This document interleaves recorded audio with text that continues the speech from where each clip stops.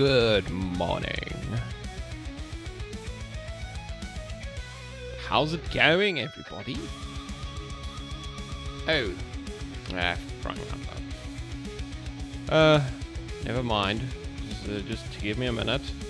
You guys actually don't exist yet. I need to open my chat. Here we go. Okay, pop out.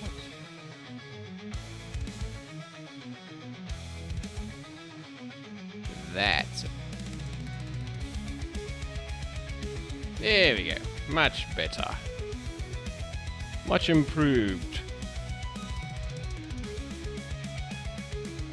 Cool. What else did I have to do? I don't think much. I think that was the basics. Okay. Let's see what I managed to save yesterday. So my son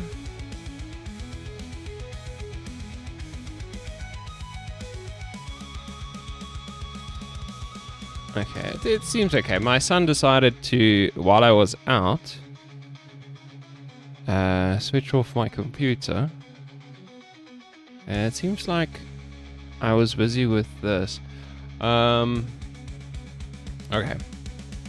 Yeah, I think I know what I was doing. But anyway, let's quickly open up Notion here. Let's go to the time tracker. Now I know what we're gonna do today. We're gonna continue with our new abilities in passive. Right, so I'm just gonna start that, but so long before I forget. And over here with the blacksmith, I just need to do some small changes. So this thing needs to move up. I remember that was a problem. Yeah, the bricks did not line up with the bottom part, so that looks better. You can't even see the top part, so that's okay.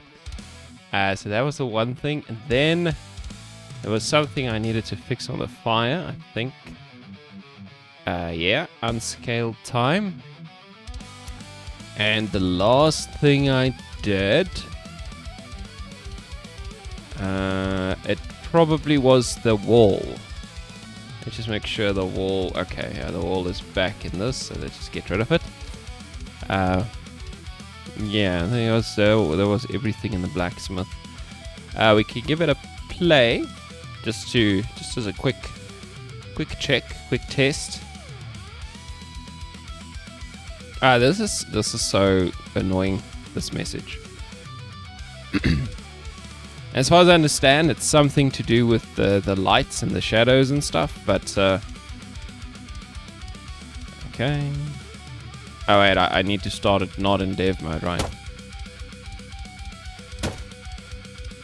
Yeah.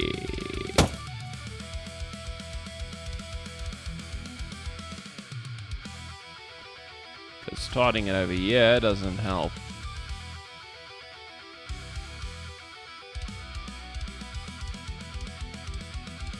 Okay, why are we recompiling after I exit the game? Come on. Okay, let's just go to switch off dev mode because I want to see the menus actually. See what they are, what they have.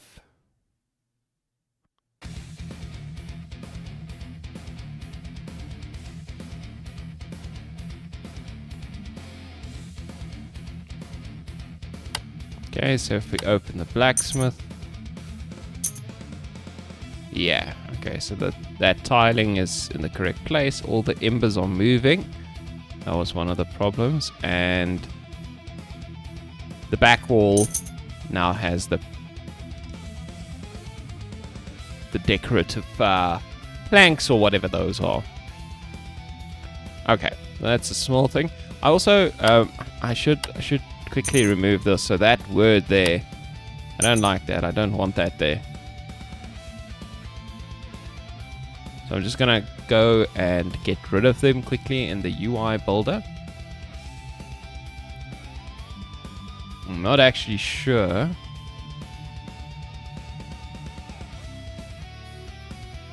Let's see. So it's one of these. I'm pretty sure it's not there. This heading label, is it?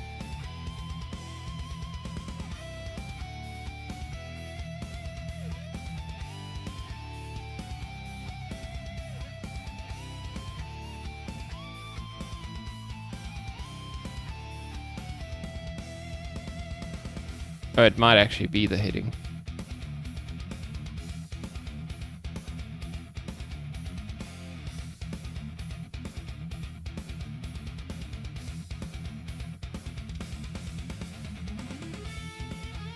Ah.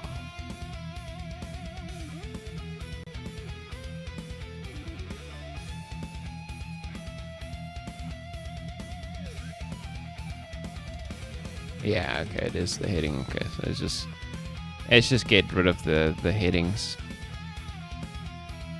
For now, I might bring them back one day, but for now they can go. That's okay. Okay, that was just a small tweak. Okay, there's probably going to be way more changes in the UI in the future, but for now that's okay. Okay, so we were busy with the fireball for the... well, not the fireball exactly, it's like the meteor, right? Okay. So let's just check it out. Okay. Basically, I think I was trying to get it to do damage, right? I copied the bunch of the scripts from the fireball, but it wasn't working, obviously, because, yeah. Okay. Let's do this so it can give me an error. Okay, so what do we need? We need an explosion radius. Okay.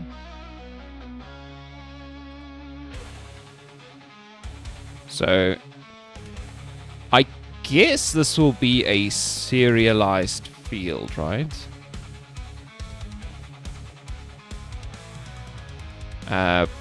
Private,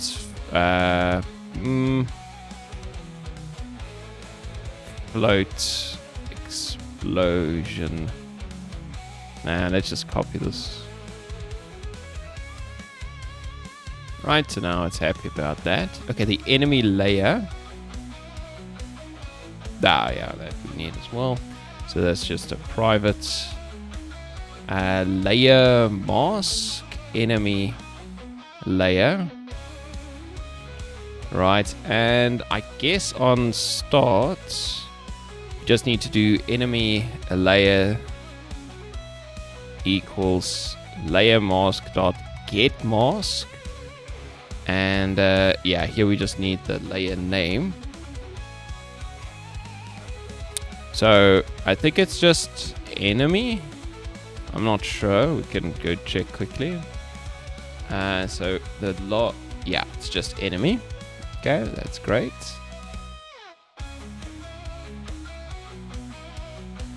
Okay, so that'll at least set up our enemy layer. No problem.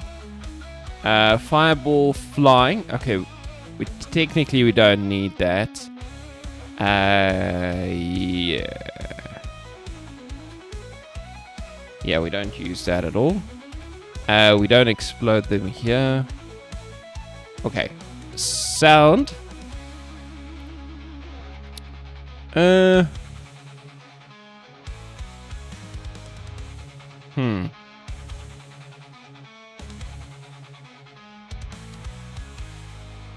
We could try this. Play fireball explosion sound. But let's do it at the point of impact rather. Okay, we can do it like that. See how that looks or sounds. Okay, what do we need here? Okay. So this is now where we need to think about how we want to get the damage going here. Right, so each of these fireballs would have been spawned by a wizard, right?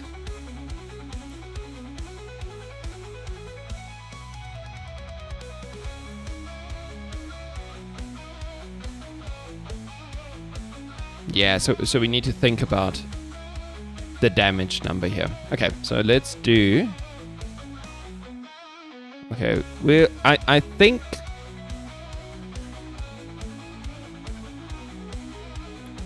We'll do something like this. So we'll do privates, float damage. Alright. We could make it public. Perhaps. I'm not sure.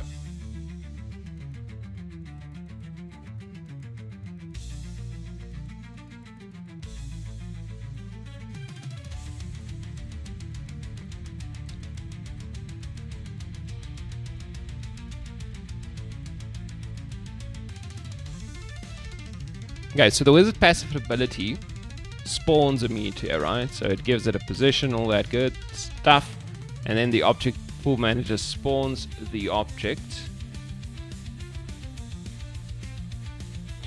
Okay, so what we could do is we could do game object here.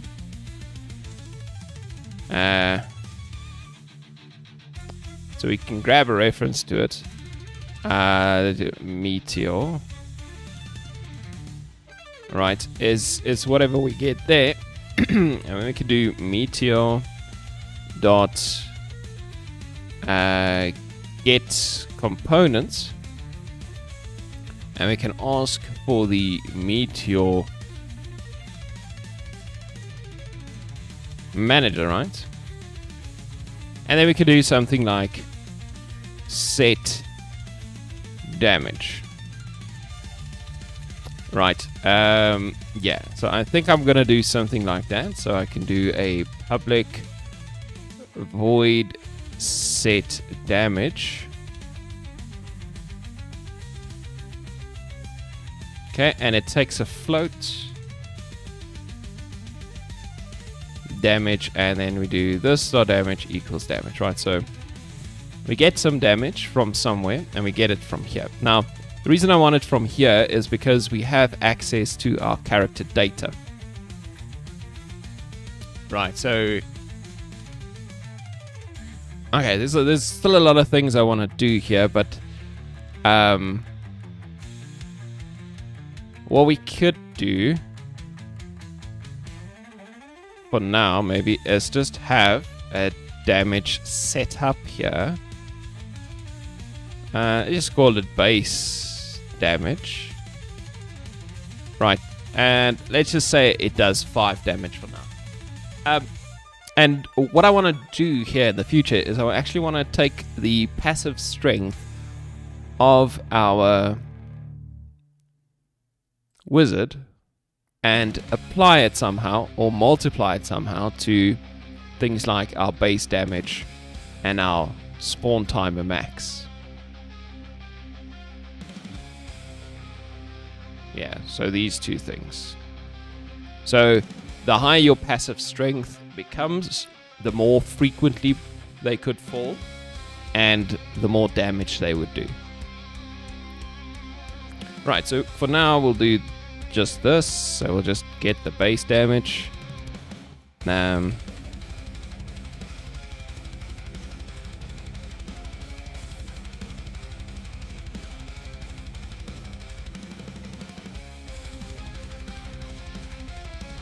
Yeah, that should be okay. Let's just have them do something. Okay, and we go back to our meteor. Okay, so after...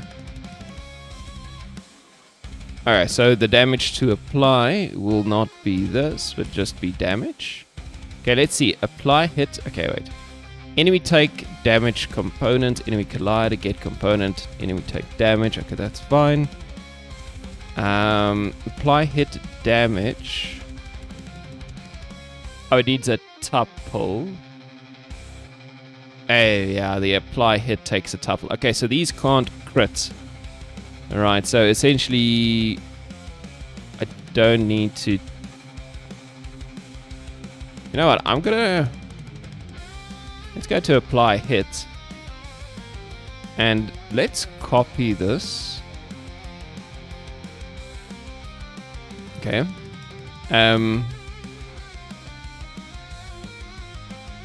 Yeah, so let's make another version of this thing where it's just a simple... It takes a float, so it's kind of like an override. Okay, so you can either call it with a float and a boolean, which is a damage crit. And in this case, it's just plain damage, right? So I'm just gonna call this one plain damage. Like that. Okay, so we just straight up take damage here. Oh, okay, this is... Okay, wait a minute. Yeah, this is a boolean. So if we can take damage, we simply do a damage number that we spawn. We don't need any of that. And we just spawn it with the damage. No problem. And then on guard hits can be called with damage and the damage source. Last damage amount will just be damage in this case. And yeah, that's fine.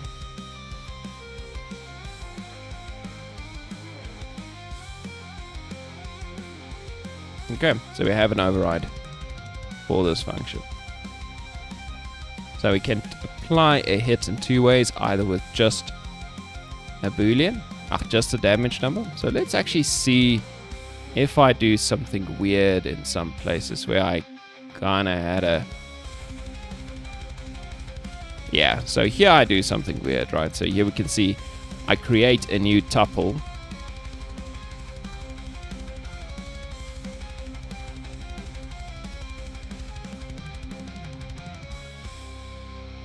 And we take apply.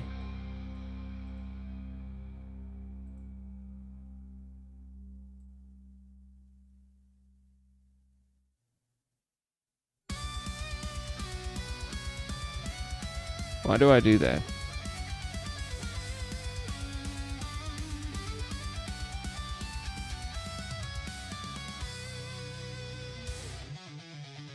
Oh, he can actually crit.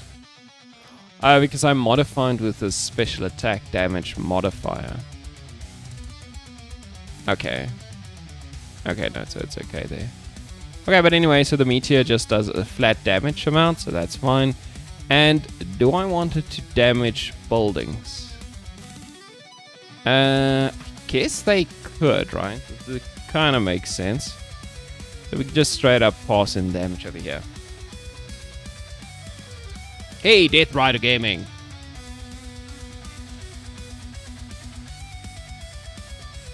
Death, right? Yeah, I said that right.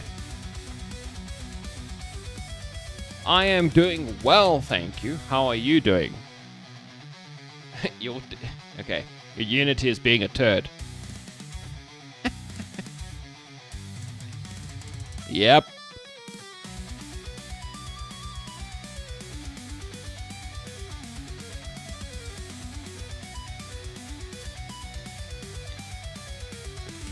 Okay, fireball, game object, set false. We don't want that. Has exploded is equal to true. Okay, technically what we could do is we can grab all of this stuff, stick it to the end here.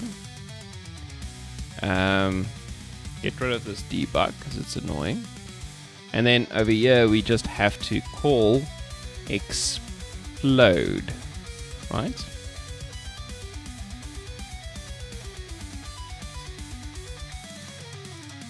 You got your first character created in 3D Max.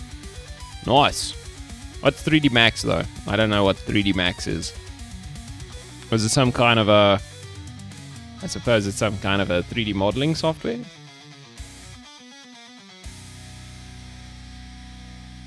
Is it a 3D modeling... Yeah, I don't know.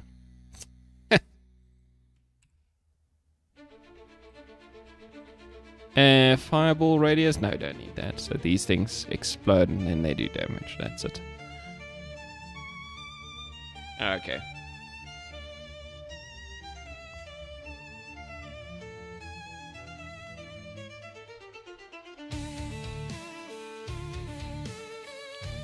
Okay, I think this will work. So now our fireballs will fall. They'll play a sound, which I might change. I might not like it to play the same sound. But that should be okay. I can always change this one. It's not a big deal.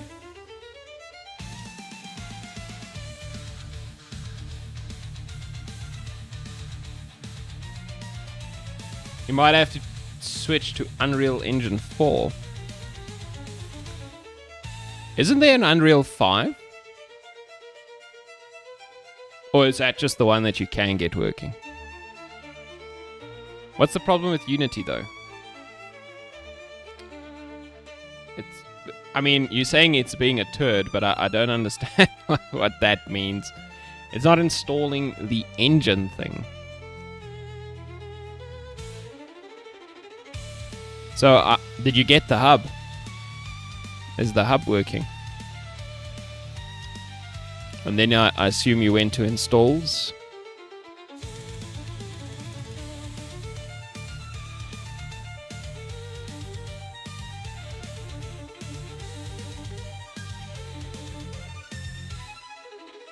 Ah, okay.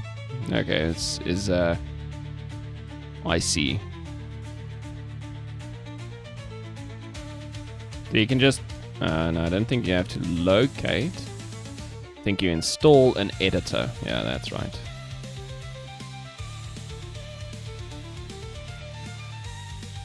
What pre-releases do we have? Jeez, like, are they already in 6.3?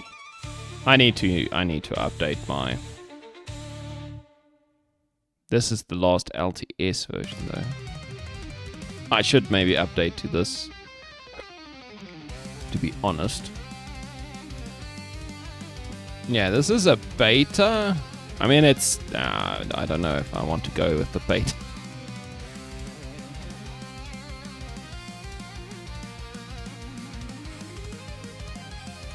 Oh, it just gives you an error.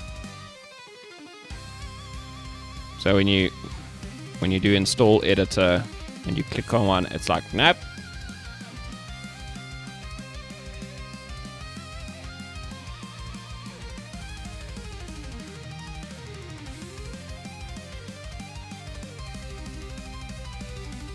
I wonder if I should get these things.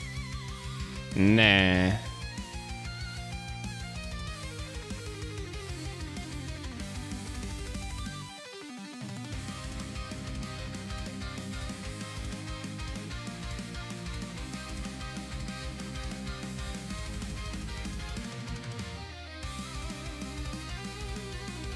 Right, let's click install, shall we? Now I'm installing. Gavarian! How's it, man? Yeah, beta is risky. I'm fine. I know that there are a lot of bugs in Unity. The version I have with UI Toolkit specifically. So I've been struggling with my version, but apparently it was solved. So... we'll see if it's solved in the next LTS release. Okay, but I think we've done it, so we could save this and we can go test it out, see if the meteors actually do anything. I think they will. I think they will. Now, what is this? Why are you compiling scripts hot reload? I thought... wait, maybe my hot reload is off. Oh. I forgot to start hot reload. Whoopsie.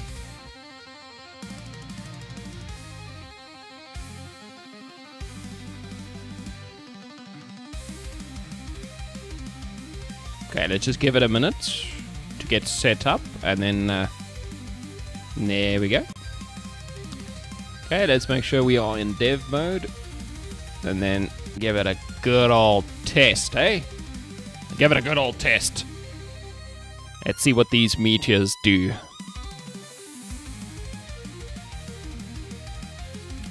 Let's see what they're made out of. Okay, so we can play. Now if I enable the passive for the wizard, they should start falling.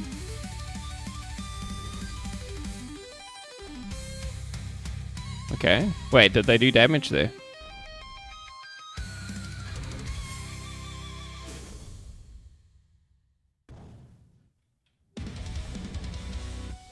Okay, wait. I can't hear them. They're a bit soft.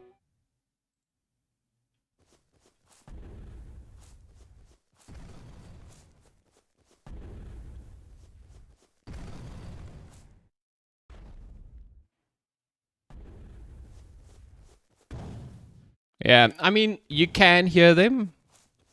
This is a difficult one, right? Do you want them to be much louder than that? I'm honestly not sure.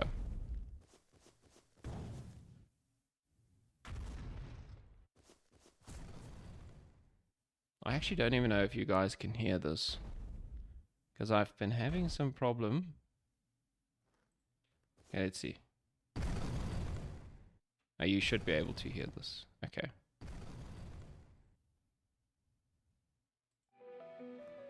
Okay, so if you the thing with this game and games of its kind is it can get very loud because there's a bunch of stuff happening on the screen, right? Okay, but let's spawn in like 30 frogs and 50 small enemies, and let's just see. Okay, I can already tell that it does not do damage.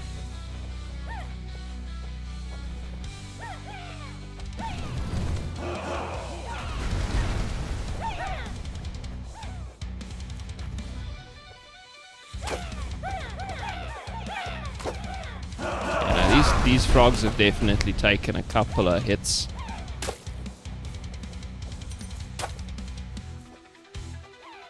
I mean, it is exploding. Okay.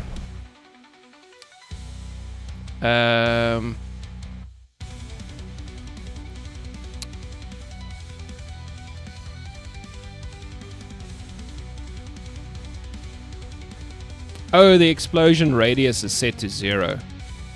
Okay, well that makes sense. It won't do any damage. Okay, let's check it out. So if we change the explosion radius, let's enable gizmo so we can see. Okay, so let's look at the explosion and try to size the radius appropriately. I just pause, please.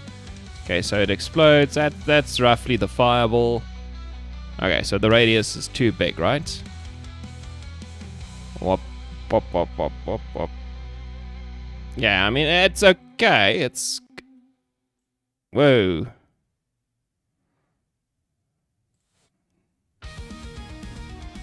Oh, I hope Unity doesn't kick me out of my my game. I might have done something bad here. Okay, so I think lowering the radius makes sense. Maybe just something like that. Let's make it like 4, right? Those flames don't need to damage the enemies. Yeah, you're gonna do a lot of waiting for your Unreal Engine project to start. Good luck.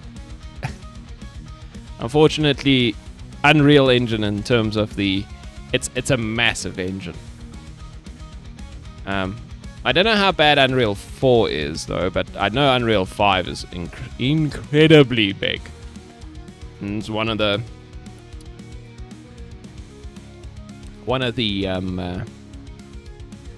complaints, I would say. I don't know if it's a real complaint, but it's a thing, right?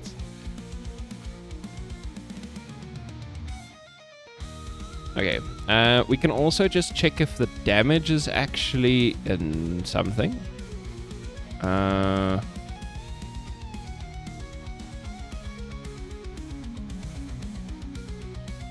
Okay. Spawn timer, circle, base damage 5. Okay, so it's fine.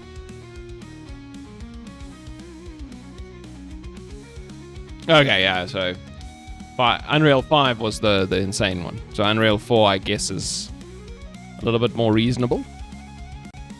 But some of the technology in Unreal 5 is insane. Like, I've seen some games, some newer stuff coming out with Unreal 5. I think the new Witcher game looks incredible. Okay, let's get those fireballs falling. Okay, and then let's spawn a couple of enemies. Boom. Come on. Okay, that fireball did damage. That one as well. Okay, fantastic.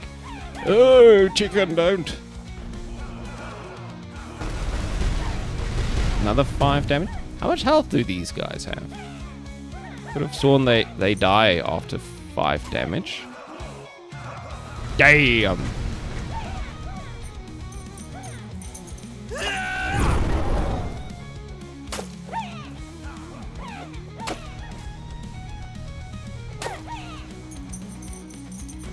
I want to see them die because of these fireballs. Oh my greatness. Okay, there we got a couple that died. Okay. So I mean, this is theoretically a level 1 passive, right? It's not meant to be like insanely powerful.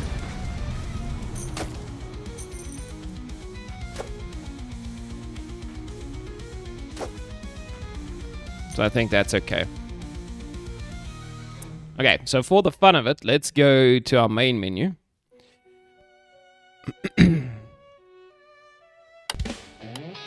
Okay, now the music's gonna start, so we have to contend with the music. Let's open up dev mode, play, and let's just get a bunch of owls. So the way the passives work is the more people you have casting the passive ability, the more fireballs you have falling out of the sky.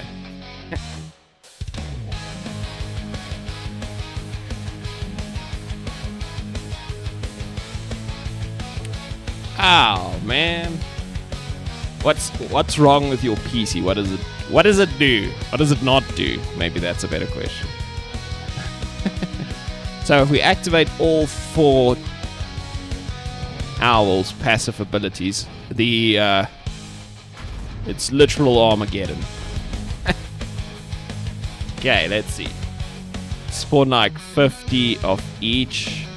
I will keep the Komodo dragons out of this. See if they can even reach me. Come on, try it. Oof.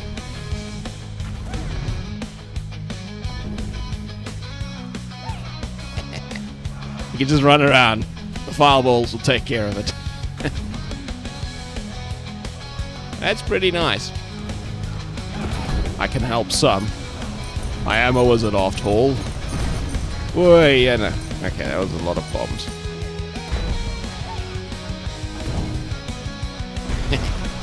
Okay, this is pretty cool.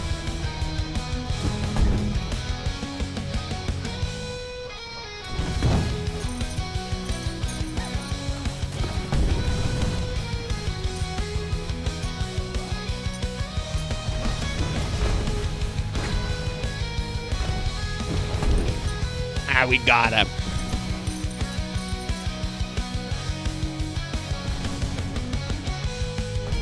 Okay, so that's pretty amazing. Let's try and break the game. Let's do 500, 500. Ooh, that was a... Oh my greatness. Okay, so that's not an amount of enemies we can have in this game. Oh yeah, look, they can't even walk. The nav mesh doesn't know what to do. Can't calculate this many. Oh jeez, the bombs. Okay, so this is a proper stress test.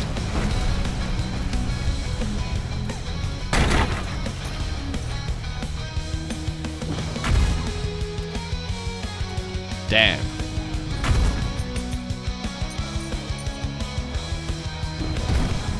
Okay, so we never want this many enemies on the screen. Well, it's fixing itself.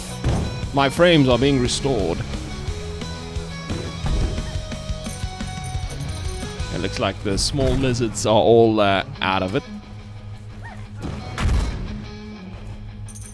You know what I should actually do? I should make a build of the game and then see how bad the performance is.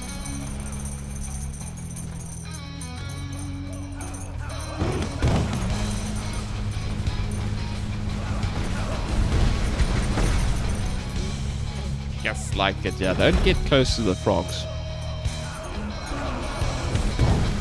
Oh my word.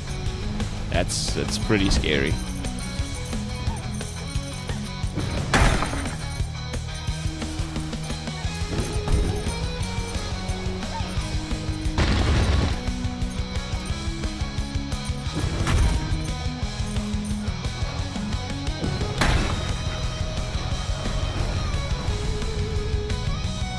Oh, I died. It has a lot of issues. 2 different Windows versions. 10 and 11.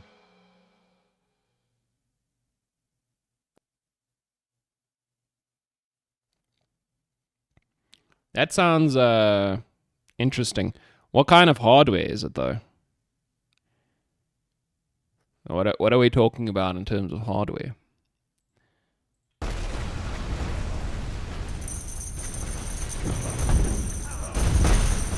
Yes, these bombs are insane.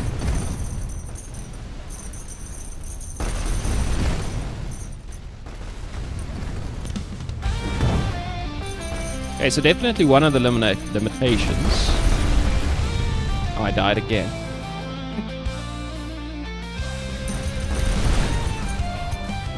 Yeah, I should definitely... Okay. So a few things I think I'm gonna do.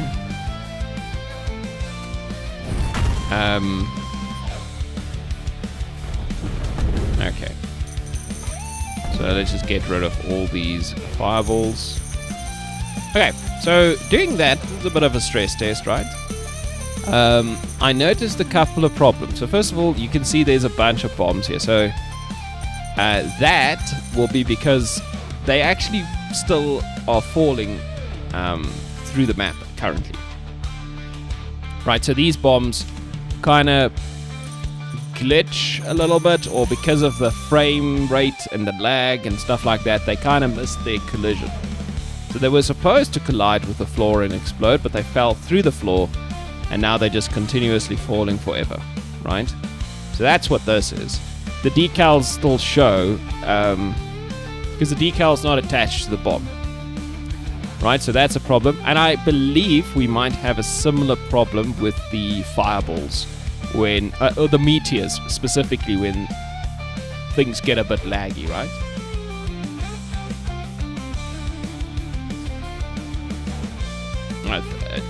Ryzen 5 3600, 1070 graphics card, 32 gigs of RAM. Well, it's not that bad. Some of that's a little bit older, definitely.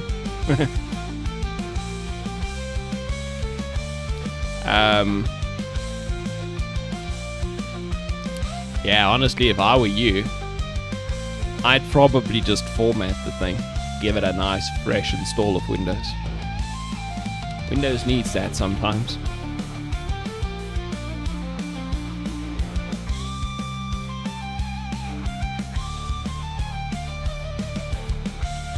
Okay, so how do we fix this? I can actually check in the pooler if there are still any, what projectiles are still active. So yeah, we can see bombs are still active, even though obviously there's nothing falling, but that's these bombs. Oh, interesting. I don't see any fireball or meteors. Oh no, yeah, they are. Okay. Yeah, so this is sensible, right? We only created like 12 meteors and millions of bombs, but obviously we had way more bombs. Okay, that's not too bad. It seems like all the meteors at least did explode. The bombs didn't though, so what we're gonna do is we're gonna give the bombs a timer, and if they don't explode by that time, we'll let them explode manually. I think actually that's not... I think I already have a timer or something like it. So let's see. Yeah, so I have this predicted explosion time, which I calculate using some physics. Right. Okay, we can play the music again. So, but the predicted explosion time is fairly accurate. I think we can use that and just give it like an additional second, And if it hasn't exploded after that plus some 1 second, for instance, we let it destroy itself.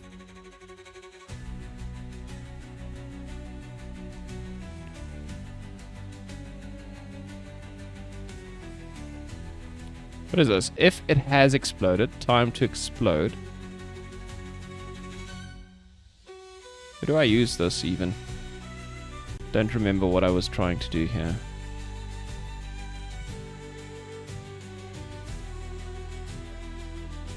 Okay, I counted up. Yeah, it's really not used. So What?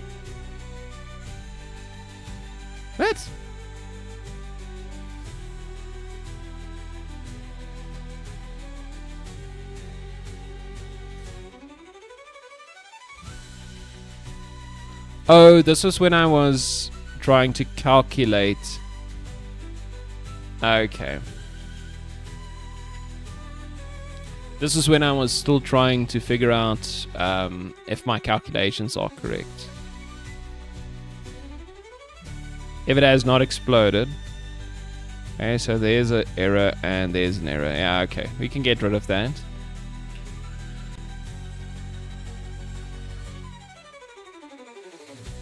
Okay. Okay, so what we can do is, well, we can basically, yeah, we can increment our flight time. That's fine. Okay, this is where we project our decal.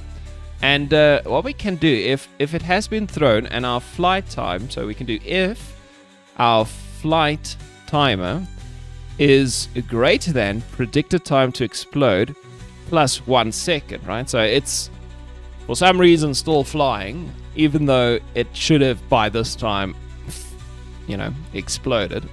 So if it's greater, I think I can just do explode, right? Yeah. I can just make it explode. Force an explosion, yeah. Like that. Okay, and that should fix that problem. Yeah. And then once it explodes, obviously it resets a bunch of stuff. So it gets reset, it gets put into the object pooler, all those good things. Okay. That is good. Okay. So how about we just save? Okay, one more thing I want to do before we build. I just want to open up my dev mode UI. Oh no, it's actually game playing UI. This frames per second counter. Yeah, I want to move it down because you can't see it always.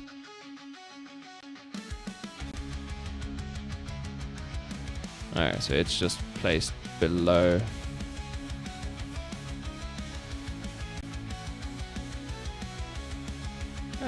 You know what? We can put it on an absolute, and then just move it from the top a bit. Yeah, something like that should be okay. We can move it like a little bit from the side as well. There we go. There's our frames per second. Okay. Okay, let it save a little bit, and then we can do a build.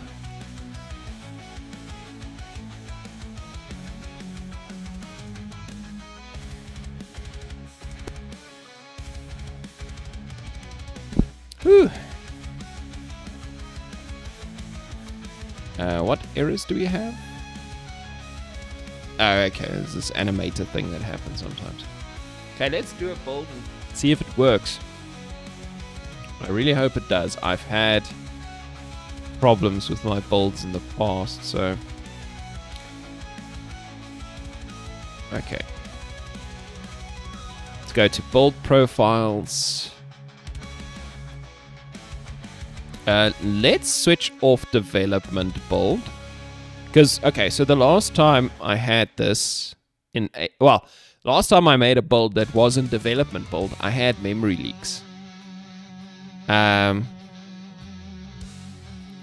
So I kind of want to see if this is going to be any different. Okay, let's create a new folder.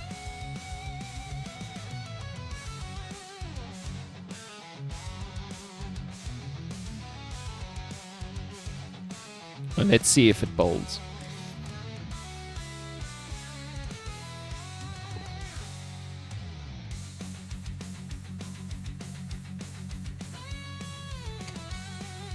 I hope it builds, and I hope there's no memory leak issues.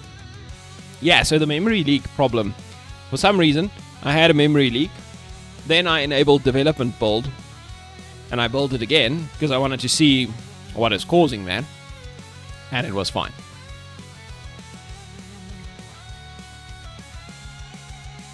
So, you know, who knows? Didn't make any sense.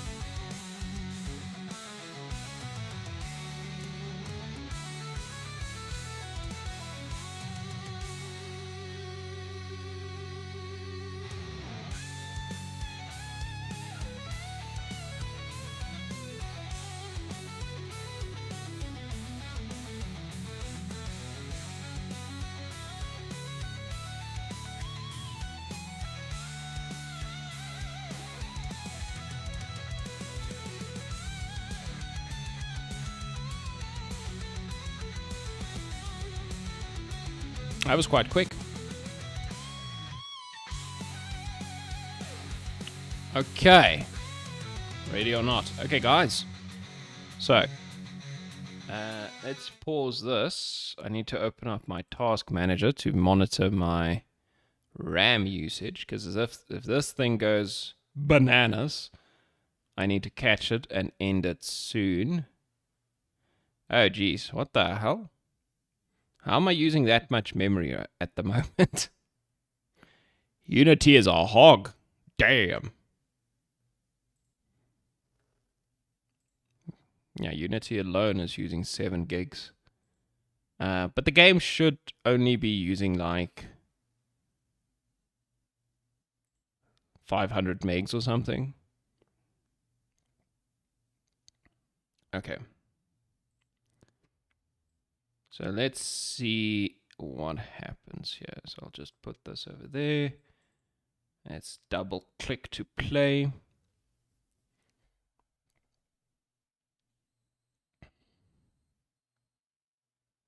Okay, there we go. Okay, it's hovering 630. Oh no.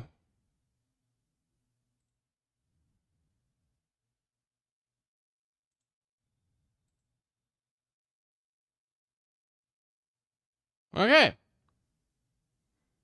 That was fun. So it shot up straight to like 10 gigs of RAM. And obviously my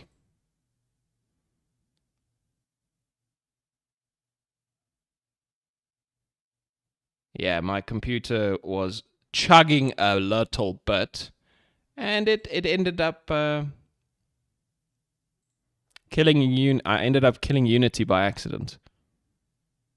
So that's unfortunate. Yo, that man Robin.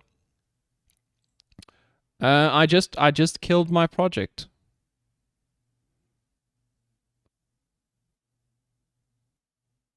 Why does this happen? Ah, for crying out loud. Okay, so what happens is I made a build, right? Because I wanted to, you know, I've added a few new things that could cause some performance problems. So I wanted to see how it actually performs if I play the game for real. And as soon as I start, it just gobbles up all my RAM. So it starts at like 600 megs, which is roughly where it should be. And then it just starts climbing. As soon as the main menu opens, it goes. And it I think it got up to like 12 gigs and then it crashed out because, well, I accidentally nuked Unity with the task manager, and then I had to nuke that one as well because it kept climbing past 10 gigs. I don't know. So it's some sort of a memory leak, right? But now, if I do another... Okay, wait, I shouldn't have done that. Can we cancel?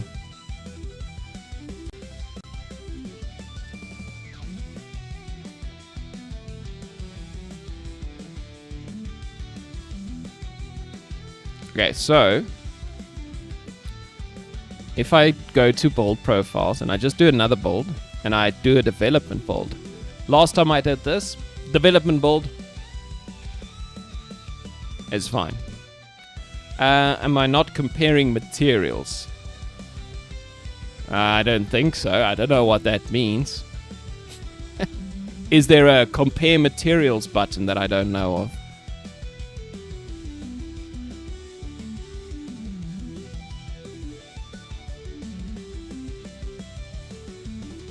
So I had this problem before, and I did a development build. So you see, I just ticked a development build, and I connect the profiler because I thought I was gonna try and check, you know, the memory profiler to see what is doing, what is nuking my memory.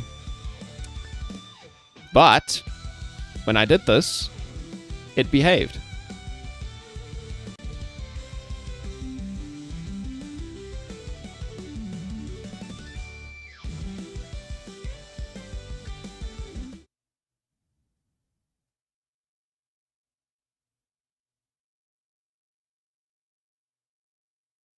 Oh, if you do x.material not equal to some material, it creates a leak.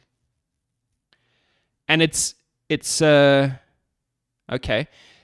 And that leak, you can't, Unity doesn't detect it. So it's not considered a leak when the Unity editor is open, but when you do a build, it runs away.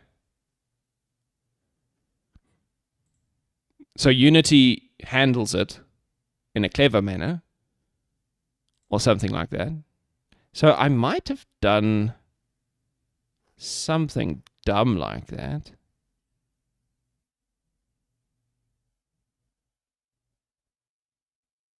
Okay, well, we can try that now. Let's see Okay, let's try running the build I just made.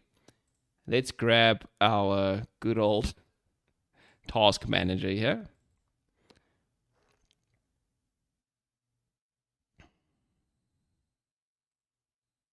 Okay, I'm not sure why it's asking me that. Okay, so it's hovering at...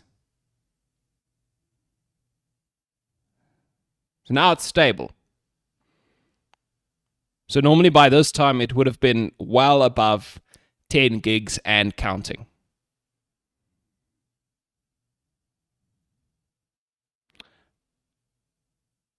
Can you explain that? Like, no, I didn't fix it. If I ran this without the development mode, it doesn't work. I literally changed nothing. I relaunched Unity. I built it in development mode. And it's fine with that.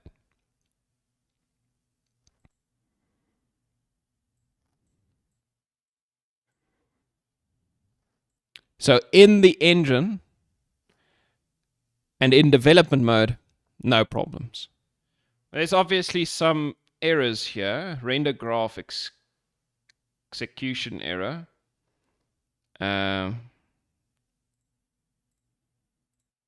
Like, we can play the game.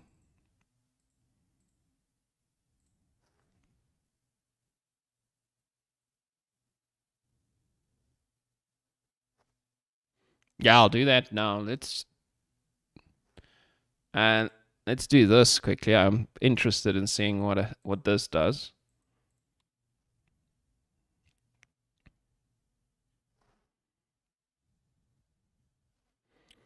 Okay, so this is Armageddon mode. Okay, my enemy spawner. We do 500 of those. Chugs a little bit. But generally speaking, it's handling it sort of.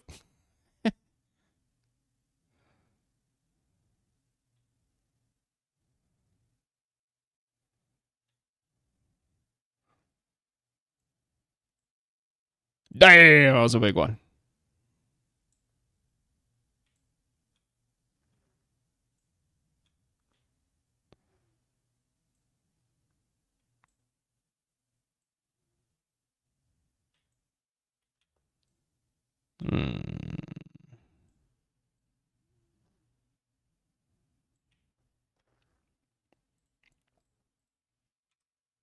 Let's do like 100 frogs. And still, I mean, we're hovering at 2 gigs of RAM usage. Whoa.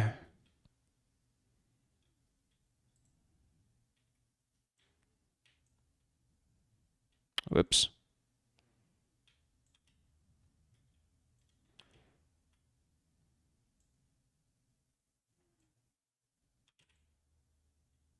My word.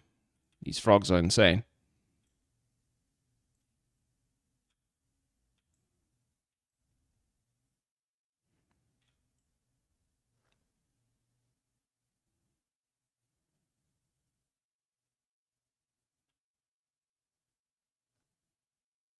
Yeah, I mean, that looks pretty okay.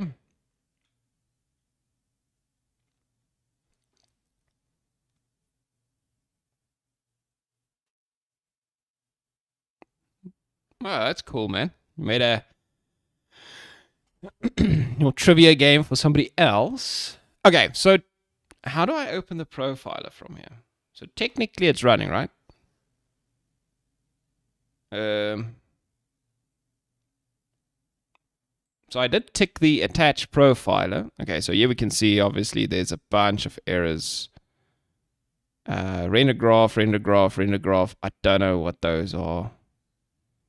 Null reference. It's like, how do you even... Okay,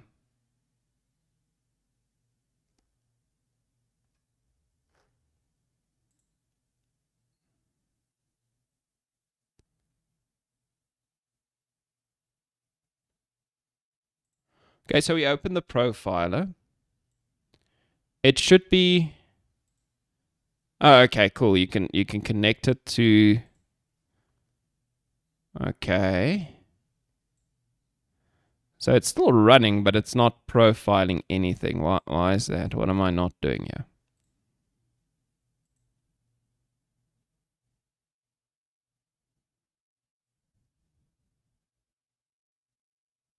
Choose the target to connect to. So if I do play mode, edit mode. Okay, edit mode obviously is going to do stuff. Okay, now the other targets are gone.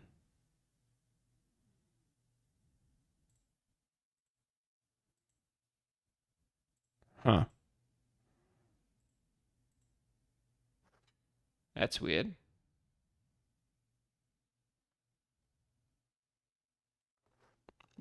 You reckon if I unpause it?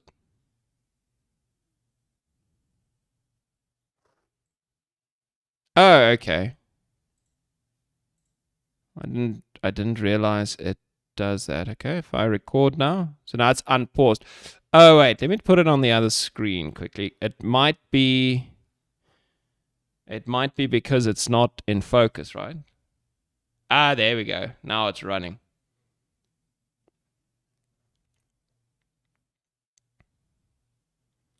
Okay. So let's just get some good old data.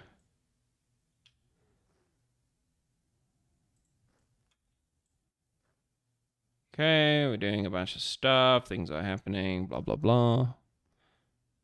Okay, let's grab the profiler and... Okay, so it recorded a bunch of things, and now it stopped. Okay.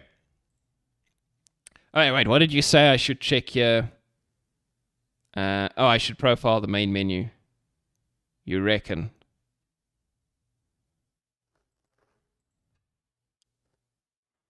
And like, I have not used the profiler enough times to know what the hell I'm... What? Don't I have a memory profiler package? Oh, for crying out loud. So what's the point? What? No, man.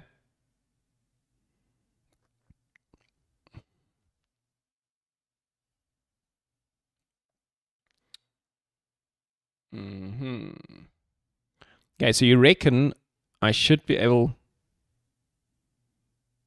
So even though doing it in dev mode, it doesn't cause a problem. Wait, I can still, if it's not in dev mode, I can still run the profiler, right? It should still work. It doesn't need to be dev mode to be able to profile it, right? I think. I don't know. I don't have a clue. Okay. Allocated memory distribution. Textures, 1.1 gigs. Okay. Materials, 2.2 megabytes. So I'm assuming that I will be able to see one of these run off into the... Right?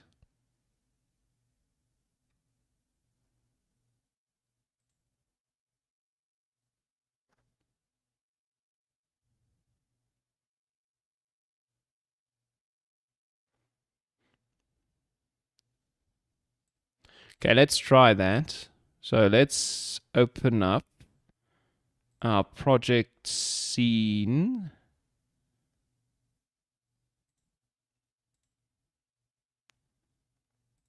Main menu scene, right? Because that's obviously the first place I have a problem is there. Okay, so now if I do play mode.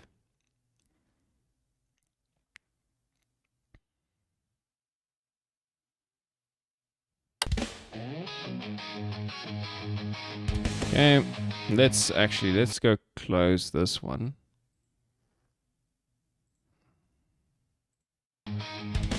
Okay. So we want to do play mode. Let's let it run a bit.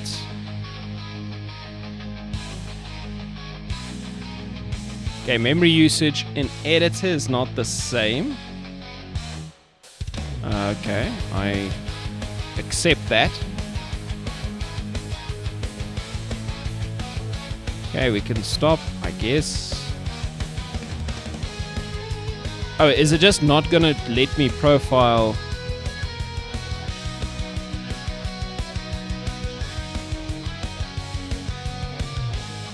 The memory in the player?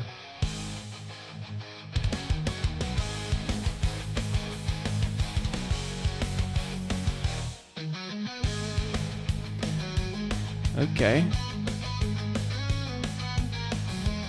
Okay, so let's not do it there. Let's open the game again.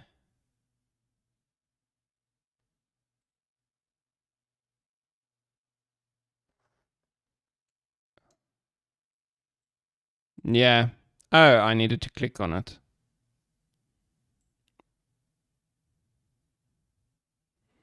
Okay, I mean, there's a few more. There's quite a few textures going on here.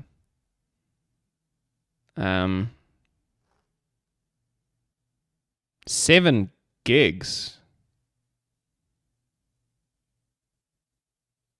That does seem a bit heavy, hey?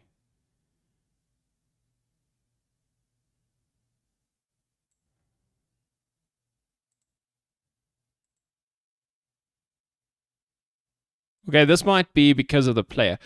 Okay, let's try this. Let's open the game again and let it profile this. So this main menu.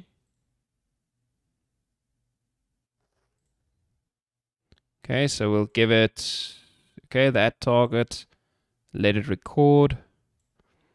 Yeah, we need to open it so it runs. Okay, we could just click around a little bit, see what happens. Here's our team. Continue back, continue back. These do nothing. Okay. Let's go back to the profiler. Okay, so the profiler, we can stop recording. Let's open it back up. So, what do we see here? Anything that's alarming? Not really, hey? I mean, it's a heavy main menu because it's nice and 3D. But it's, you don't see any issues here, hey? But yeah, I don't really know how to...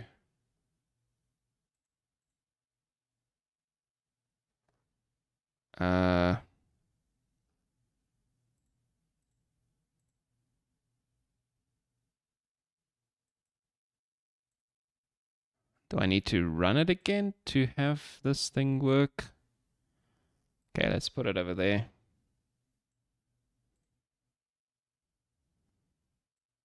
Okay, this thing's not doing anything. What does it do? Capture.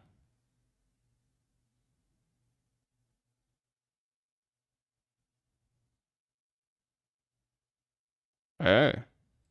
Right. Okay, let's just have it run. And then we can capture. Okay, whatever. Take the snapshot. I don't know what you're doing.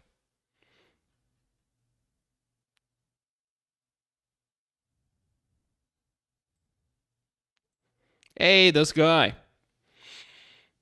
What are we breaking today?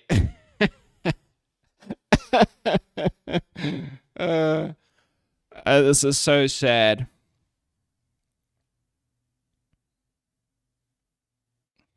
I'm not doing very well, thank you.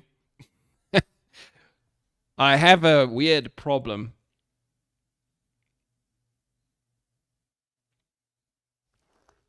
If I run the game,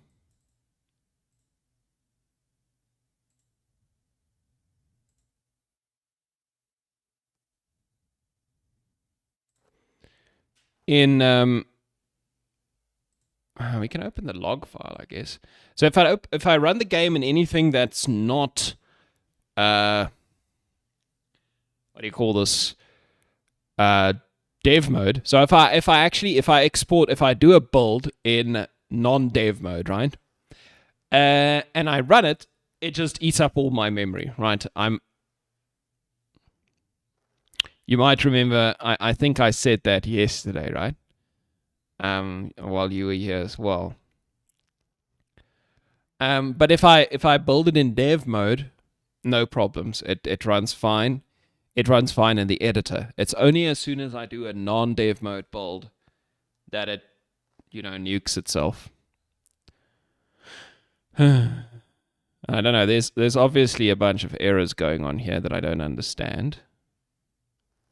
That's the only type of error that I get. Render graph execution error. Like, is this even my problem? Is it something I did? Is it, like, I don't understand. File name, library, package, cache, com, unity, item, input system. Like, input remote.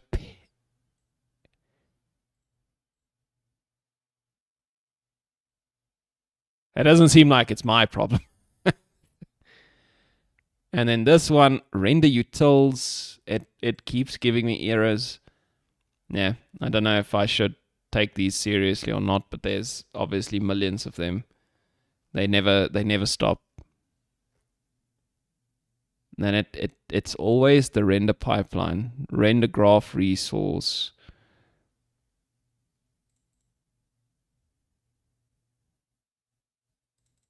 Anyway.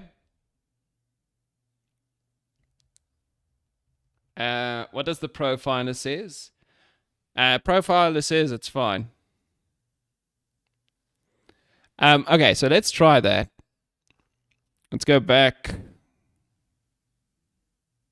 close, exit, whatever. It's fine. So this is my one problem with.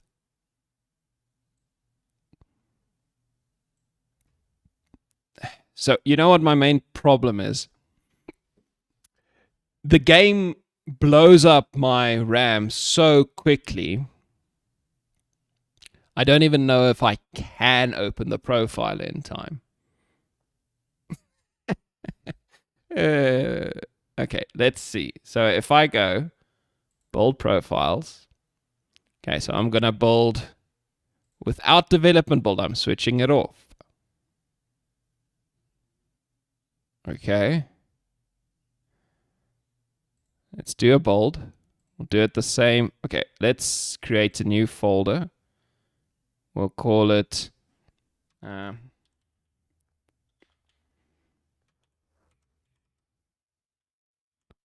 8 non-dev.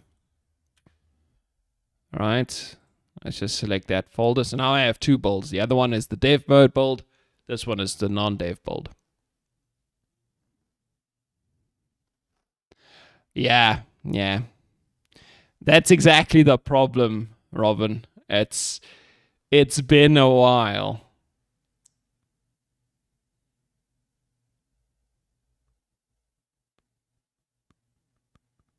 What do you mean I don't source control it?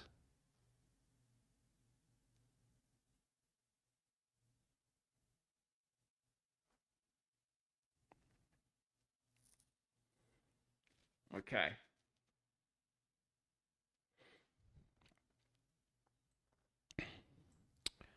I'll just open up my task manager here. Instead, in case I need to click the nuke button. I do use Unity version control, this guy. It is a thing I use. I don't use it often enough, though. But I do use it.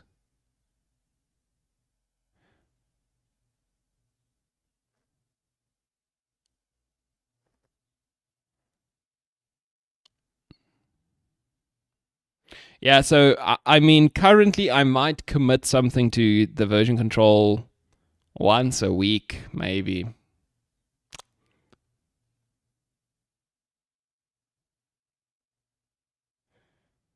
So even if, and the problem is it's been a few weeks since I last did a build, so I have no idea, you know. I have many problems. Okay, let's give it a run and let's see how quickly it blows up. I'm just looking at my task manager over here so that I can save my system if anything goes awry. Okay. So it seems like in this state, so if I'm not focusing on the game, it just sticks at 500 megs. Yeah, you see, this is now what experience teaches you, Robin. It teaches you to test frequently and not make massive changes, and maybe, you know, commit frequently, for crying out loud, so that you can revert without losing months of work. Like, I don't even know how far back I have to go. But anyway, let's try. Okay, so since I'm not focused on this window, it got 500 megs allocated, and it's okay with it. So I'm going to keep my eye on it. So technically, I should be able to damn. I need it to run before I can connect this. Right? Shit.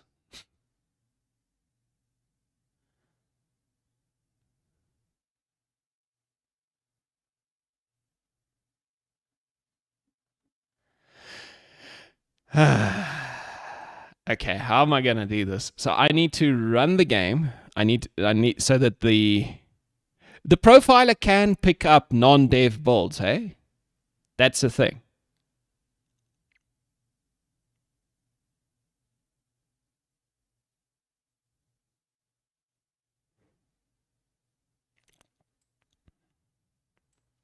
Okay, I'm going to click it. And let's see what happens. Okay, we're off to the races. Oh, there we go. I can't find it. It doesn't show here. So what? You can't profile a normal build?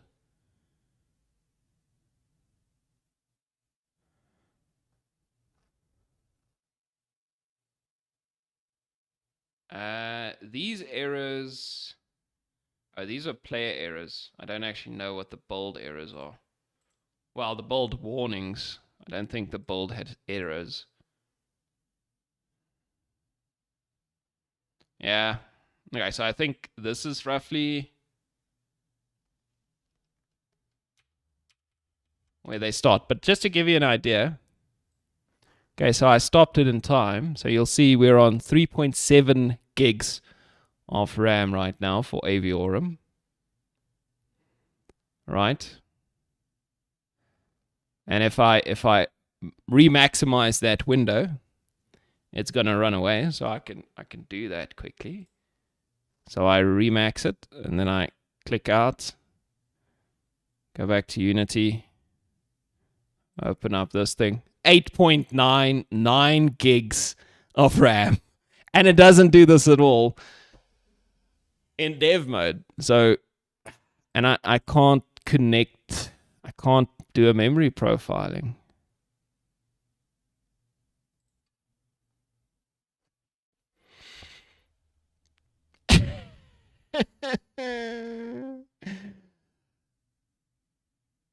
I am pretty sad right now. This is pretty sad. Yeah, so now we're on 9 gigs. So if I let it go for too much longer, it'll blow up my whole system.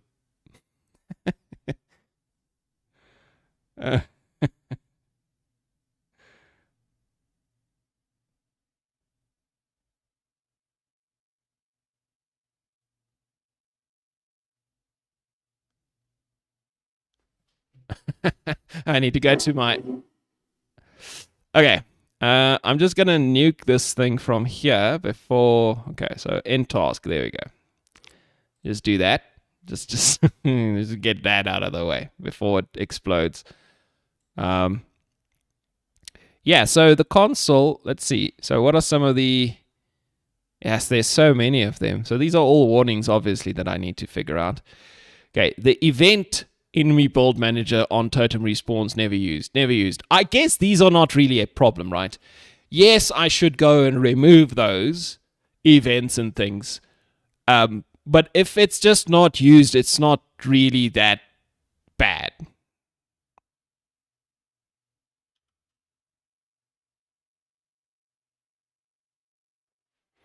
Right, so all of these are just never used. So it's stuff I made a variable or something that I just didn't use and didn't delete later. So those are not a problem. Then if we go into these,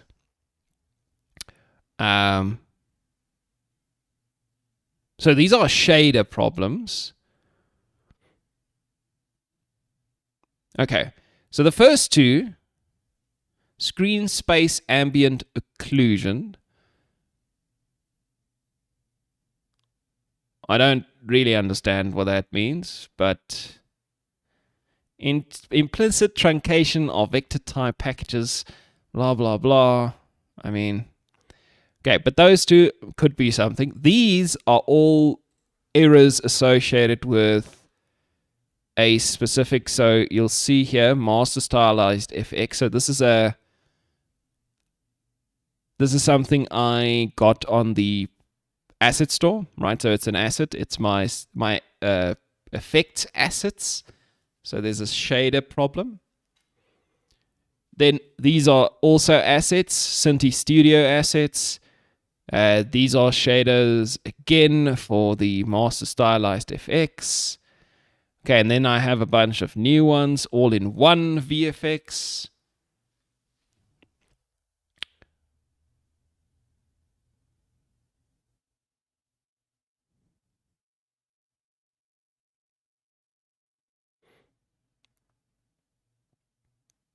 Disable all VFX in the main menu. Oh, wow. Okay, well, we can try that. Okay, so you guys are saying, so a Stack Overflow issue would have been picked up by Unity, right? I've had those before, and Unity nukes those, right? So it'll tell you. An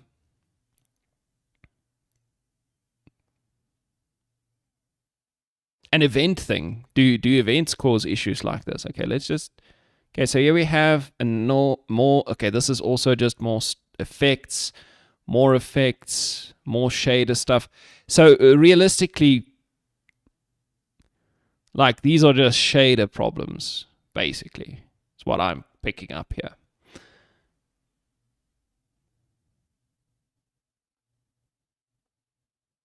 Hot reload was not included in the build because one or more build settings were not supported. I mean, hot reload shouldn't be in a build, I don't think. So that's fine. Okay. Where do we start?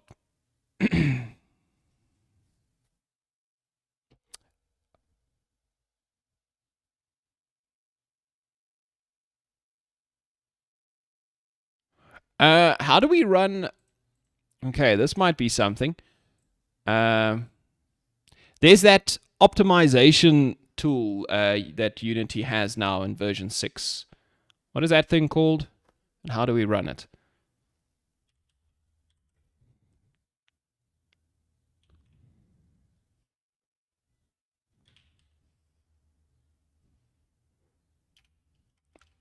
It's like a project auditor. Right? Yeah. Project auditor. Maybe project auditor can help me.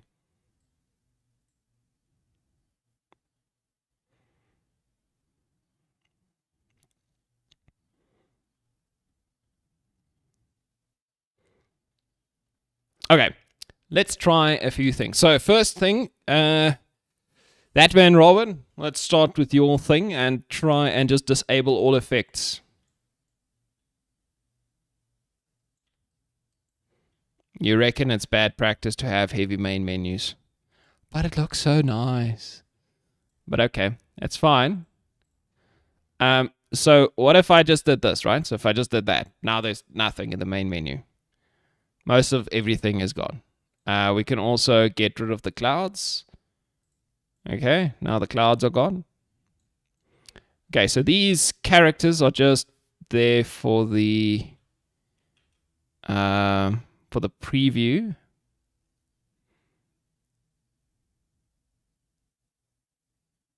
I don't know if anything breaks if I disable them, but they don't really have effects on them. They are just a character. There's just a couple of meshes, right, that I show and hide.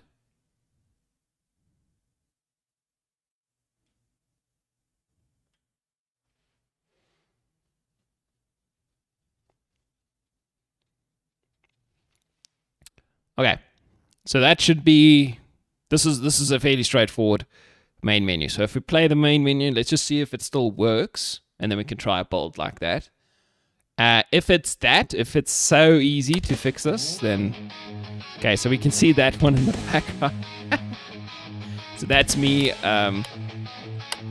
That's this guy, and you'll see he changes.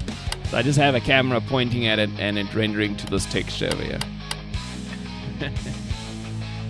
Okay, but anyway, let's see if it works. So we can add our characters, no problem. Okay, and we can start the game. Just wanted to make sure it works, and then we can export it like that.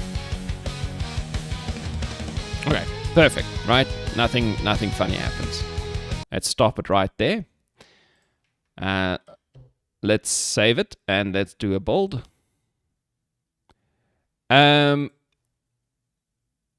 I can just override this build, right? I can just click on that folder, select folder, and do a build on top of it. And again, no development build, right?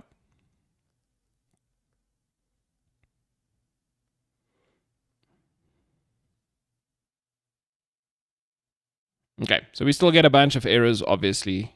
All the shaders are still somewhere in the game and they needed to be compiled. So we got a bunch of shader warnings. But,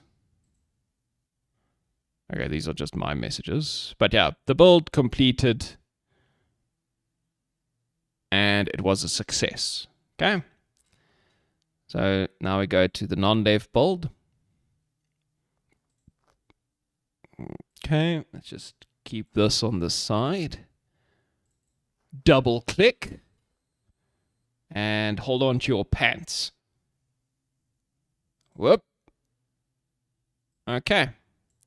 We are at 8.4 gigabytes already.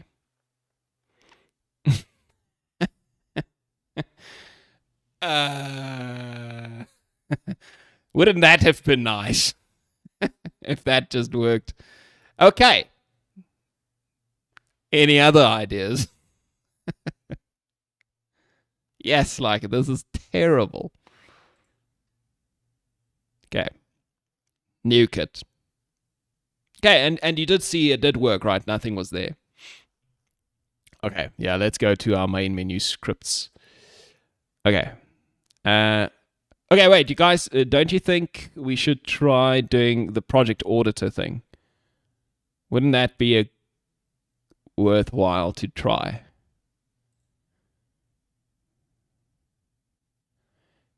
Yes, it's going to give me so many problems with my code. I almost don't want it to run.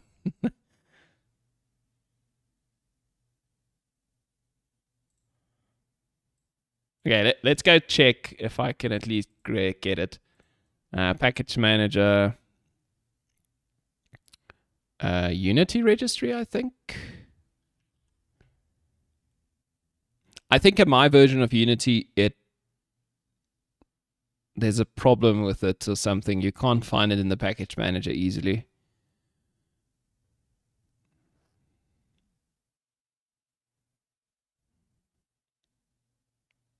Oh, come on, Unity. Really? No results for project auditor. Is it in built in?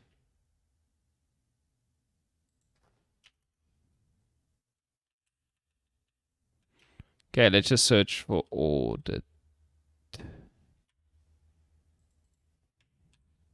Is it in services? My assets. Oh, wait. Nope.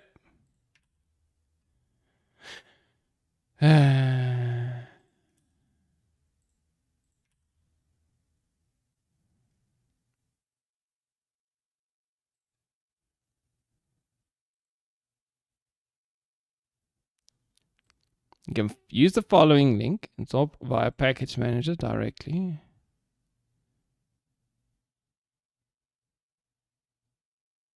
Okay.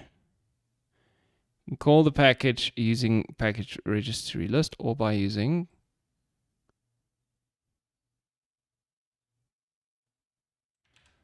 adding a registry package by name. Oh, okay.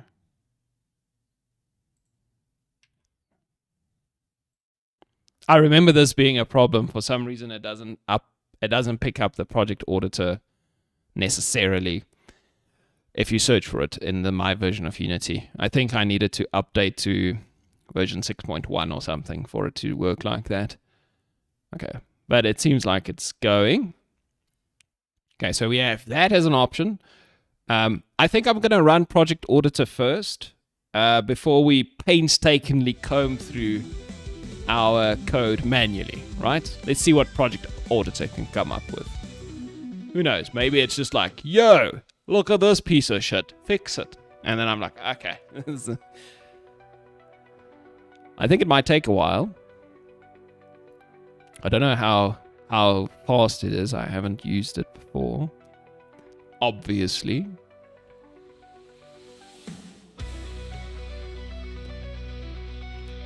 Maybe I should. You know what? I'll let it run. Then I'll go use the restroom, grab a coffee, maybe put something a little bit stronger in there this time. Okay, so Project Auditor technically is installed now. Okay, cool. How do we get it? I guess it's window or tools window. Analysis. Project Auditor. Let's go, Mr. Project Auditor. Audit the crap out of this piece of crap. Okay, I think I'm not going to mess with it. I'm just going to do start analysis. I assume it's just going to go. So while it goes, I'm going to go grab me something to drink, use the restroom, and then I'll be good to try and fix this.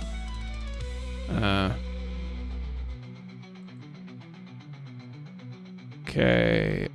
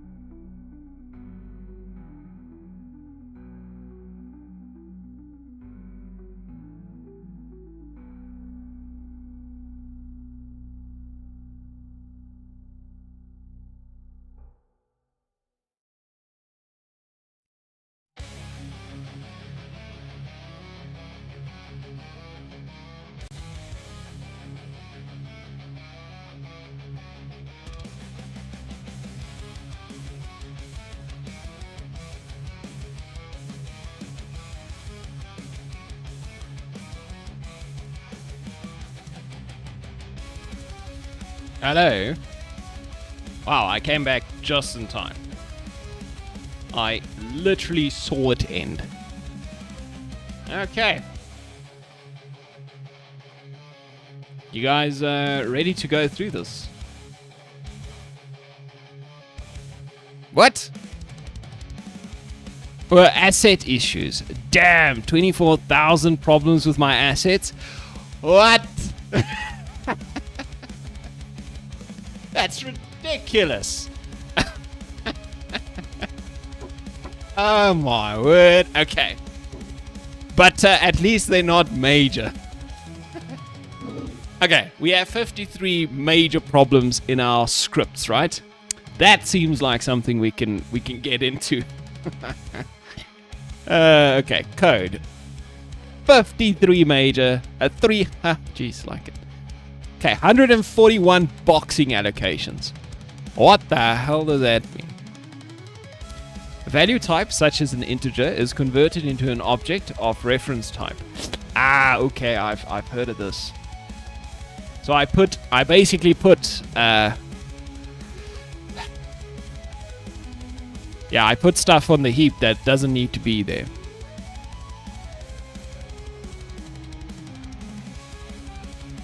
Create methods and APIs that can accept value types. Yep. Okay. How do can't it take me there? Can't I like click somewhere, or do I need to click on code? Oh, maybe I need to click on code. Ah, okay. Okay, so that happens 141 times.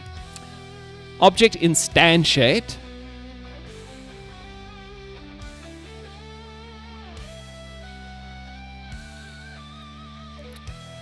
I mean, I did implement a pooler, but there's still a couple of things that need to be instantiated, I guess, but yeah, we'll see. Empty mono behavior method. Okay, this is start and awake. Okay, that's not a big issue. Well, it's a big issue. It's a major problem, apparently. Ooh. System.link. This, I think. Link allocates large amounts of managed memory and exhibits poor CPU performance.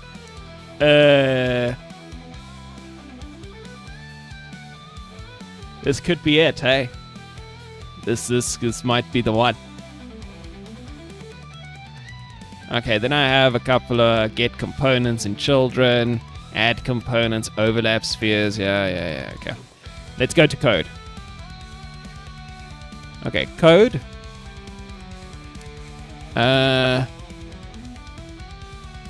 I think we need to do the system link ones, eh? Here's one that's a major violation.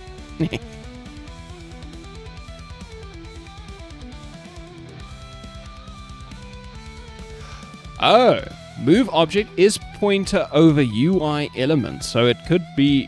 Is this really a UI problem? Oh, jeez.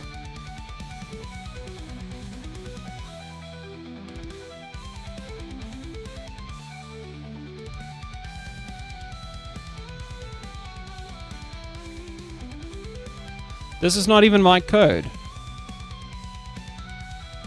This is not my code.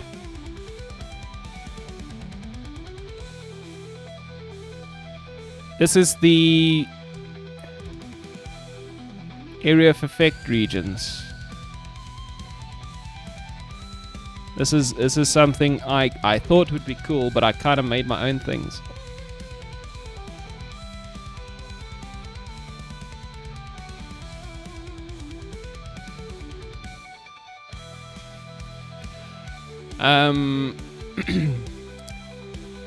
Okay, this guy, where do you check for critical specifically?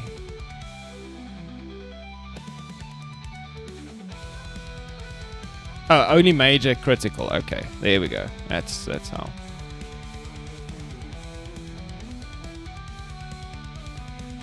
Okay, we go from a value type to a reference type a few times, it seems. Health bar UI, game playing UI. Okay, well.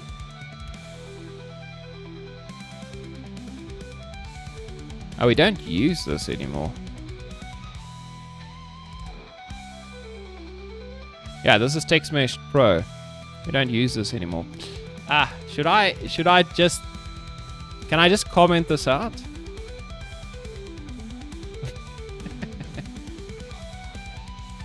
Or do I need to delete these? Yeah, this is definitely not used anymore. It's still referenced in a couple of places, apparently. Oh, yeah. Really? Yeah, we don't call this ever.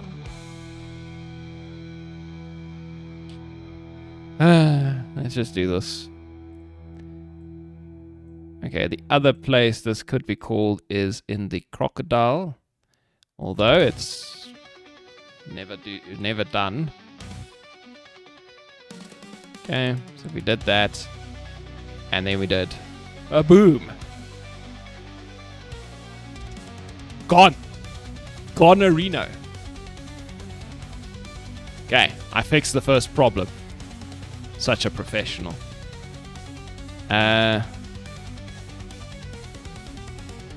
It won't pick up that I fixed it yet. Hey, I'm gonna have to rerun this. Right? Okay, hot reload. I need you to be active because I'm not gonna wait every time I comment something out.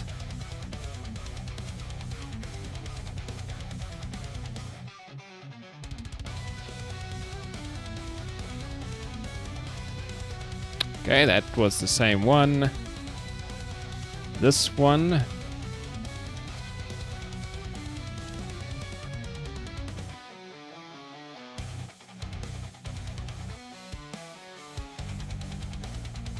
I mean, this is just UI stuff. Who cares, right?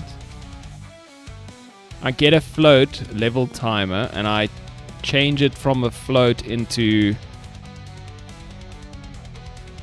a formatted string.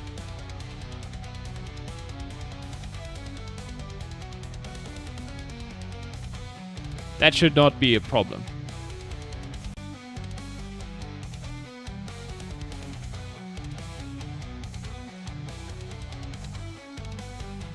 Oh, you have enemies that switched materials. Oh. Yeah, I was actually thinking about something like that as well.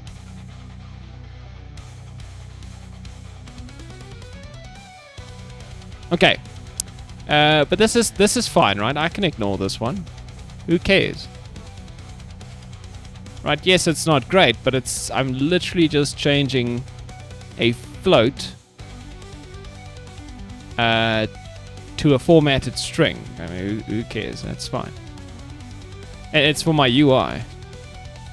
Yeah, and I'm doing the same with an integer. So I have an integer and a float that I want to display on my UI, but it needs to be a string.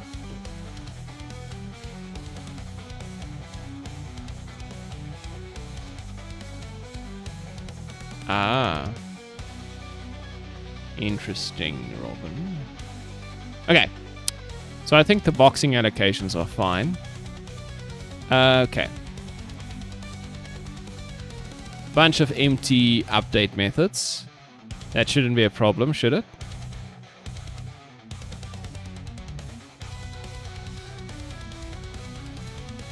Ah, geez, it's literally things I made. I created the class and it was never used. Okay, let's just delete those. Well. Okay. It's just a comment. Chill out. Yeah. This is... Ah, yes, like it. I don't use this either. Yeah, anyway. Bunch of old stuff that I just never got rid of. Yeah, this is also not being used anymore. Okay, this is just unfortunate. Oh, hot reload is working overtime right now. Oh, these small changes to your code, hot reload makes a massive difference. Okay, I'll update the bullet shooter. This is not mine. Yeah, no, this is definitely not mine.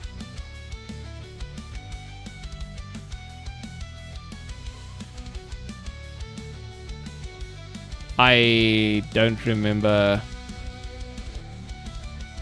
ever shooting any bullets.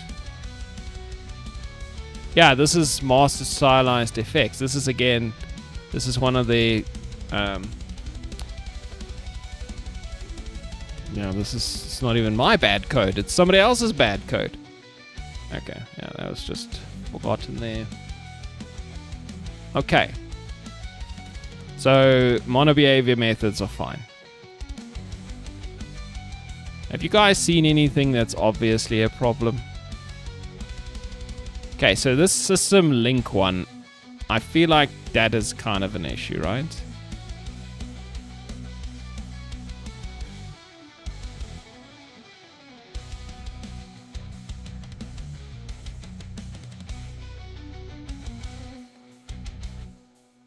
Am I even using this? Move object. No, I'm not. Okay, what if I just remove the area of effect regions demo entirely? Yeah, let's do that.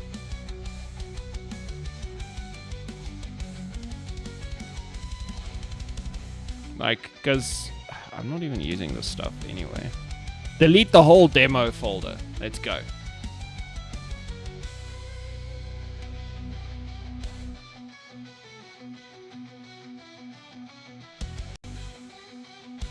Oh, okay. So the link one isn't really a problem. It seemed like it was a problem. This is not really getting me anywhere. I'll be honest with you. It doesn't seem... Like, I understand fixing this stuff, but...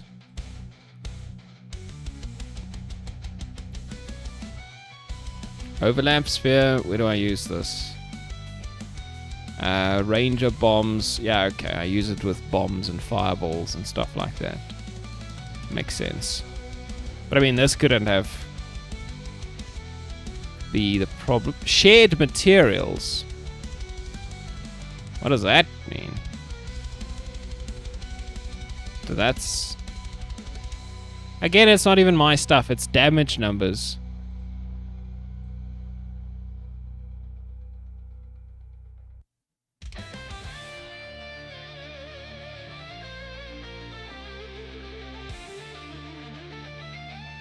Use renderer.get shared materials. Okay.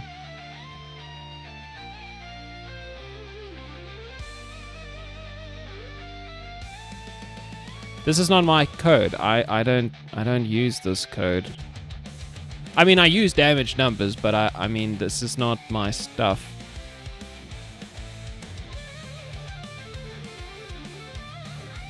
It's not even my problem. It wants me to... Yeah, I'm not gonna...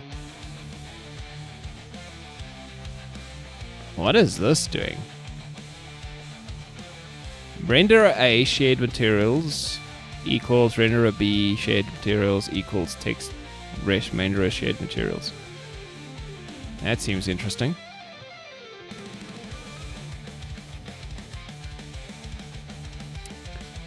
Yeah, and the RAM issue is not just 8 gigs, right? It'll take up all my RAM. Don't worry about it. It'll get there. Could it be an asset issue?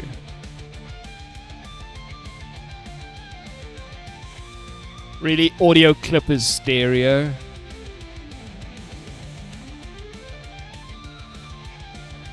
Why is that so important?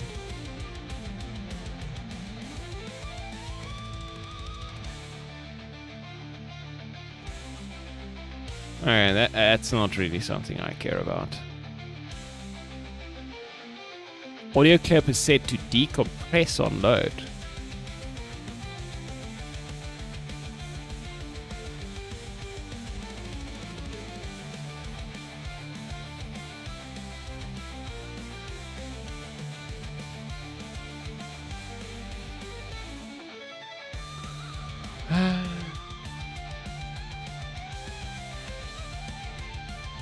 Mesh read write enabled.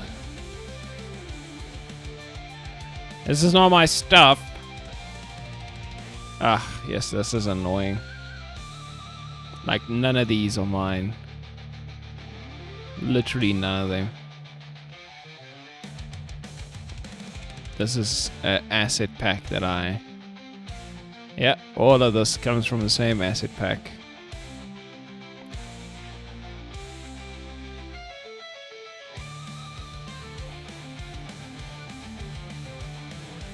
Okay.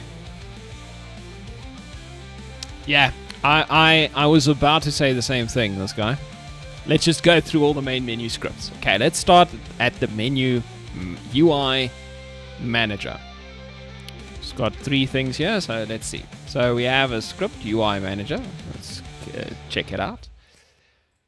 Okay, so the UI manager. You know what? Let's do this. Let's close all the tabs, and let's start again. So UI manager. Boom. Okay.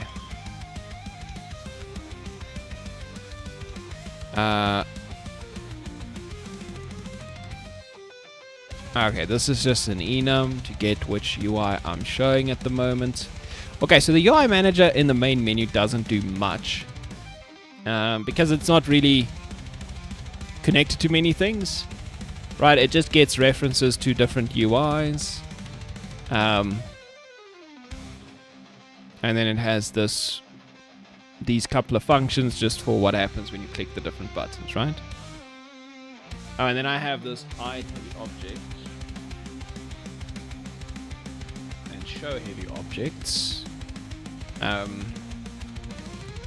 This is called from my game manager, so it's not going to do anything here. It cannot do anything here. It's called from the game manager. These are called from buttons, which don't exist here, I don't think. No, they don't. The settings button does, actually, yeah.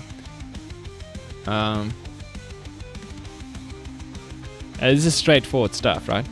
It's really not doing much. I don't think it's this one. Where is shown UI called?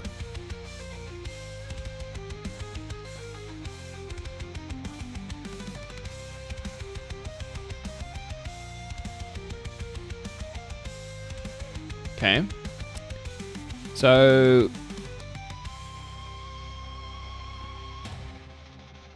well, okay, so it is it is being set in a couple of different places. So let's see. So the first place is the character level up UI. The cursor called as in set, or just what do you mean find all references?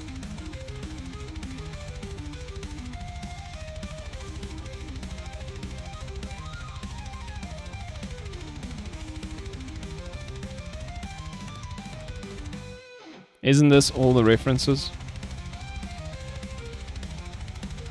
Okay, so we have... Yeah, no, why is this thing so small? Okay. So it's getting set on the character level up UI. So right there.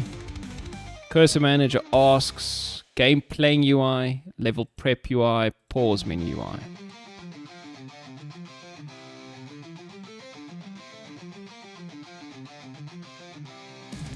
Okay.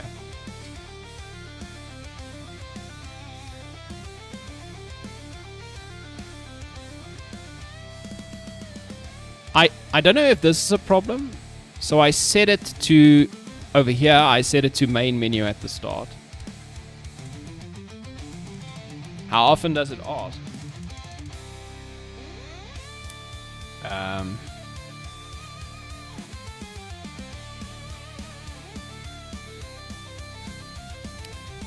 Okay, so I have this function change cursor visual, which I do on awake. So it asks there. And then it asks every time in the UI visual. So yeah, so it only asks if the cursor changes. Hey, Mr. Human Limits. So it asks the first time on awake, just so it actually shows a cursor. And then anytime the cursor changes, it asks again. So it basically asks, if the cursor changes, it asks, okay, did it change to a game playing UI? If it did, then I want the crosshair. Otherwise, I just want you to be set to that thing. And that should only happen. So it asks every time it gets set. I don't know if that can cause a loop, but this doesn't set it, so it shouldn't cause a loop.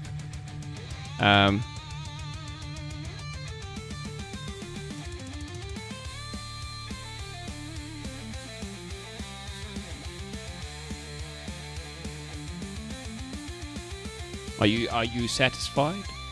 I don't know.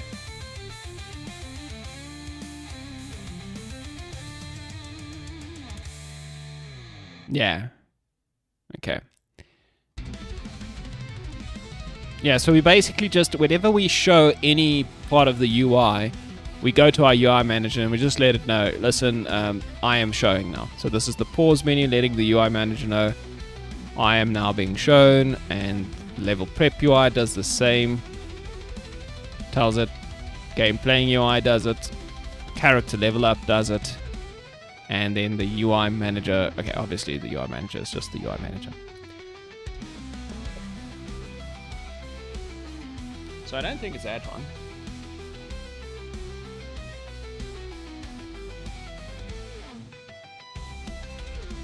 What we could also do, I suppose, is we can change this so that it automatically sets to main menu, right? So I don't have to set it there, right? That would make sense as well. Because now it is the 0th element of this enum, so it'll always start out as a main menu. Right, so if it starts out as a main menu, this thing will ask change cursor visual on awake, and it will be like, oh cool, we are not game playing, so that just means set the base cursor sprite.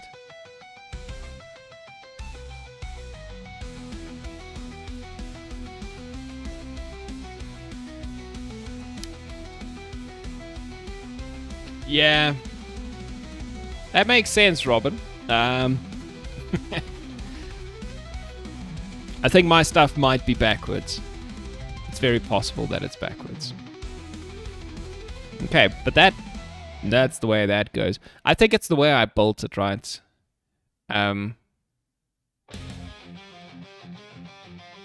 Yeah, this shown UI thing only became a thing when I had a cursor. When I wanted to make my cursor change form. I never had that for the UI manager at all.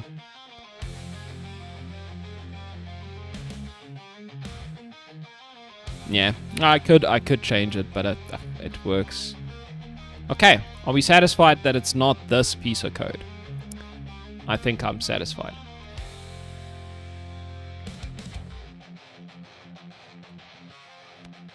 Okay, the main menu itself also has a script, so let's see what the main menu itself does. So that was just the manager. Let's see what the main menu does. Okay, so it has a reference to the UI manager, which I don't use. I guess that's whatever. I did give it the reference, didn't I? Yeah, I did. So I guess I could set it to main menu if I wanted, but anyway. It's fine. Okay, so play mode and dev mode. Okay, so it's just a play button and dev mode button. So this is just standard on-enable stuff. That I guess we can do at start instead if it's really that. Right. It doesn't make a difference, I don't think.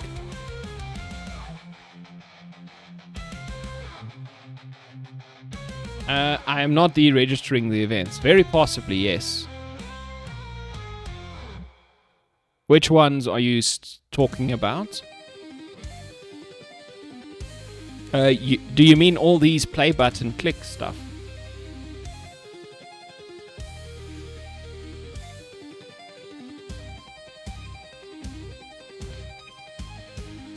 I'm assuming you mean events on UI elements, eh? That's what you mean. Maybe all of them, that's true.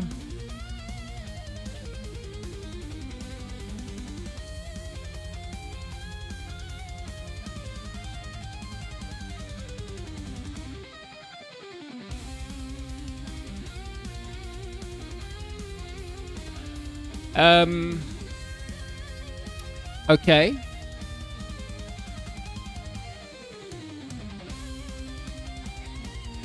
Do I need to deregister events? I mean, I understand, generally speaking, maybe.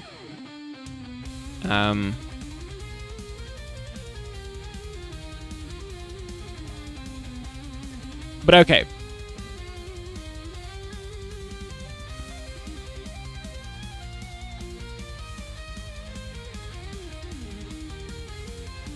Oh, here I can just do...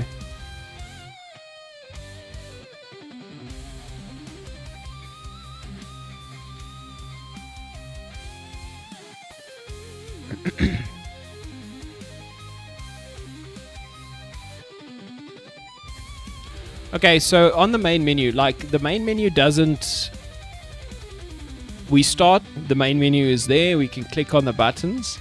And then as soon as we play the game, the main menu script just goes away, right? It gets destroyed. Wouldn't that mean that all the registered events goes away anyway? Also, what do you do in a case like this where it's registered with the Lambda function? How do I unregister that? Aren't these supposed to be temporary? I don't... I understand it's best practice, but is it your game will break?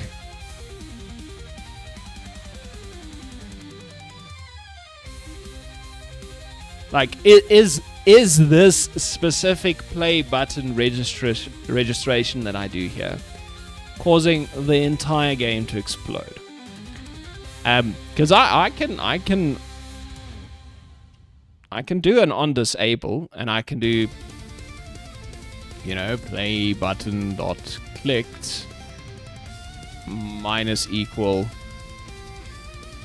That's fine. I just don't know how we do like settings. Yeah, the setting button doesn't even. I don't even have a reference to it. Right, I could do that.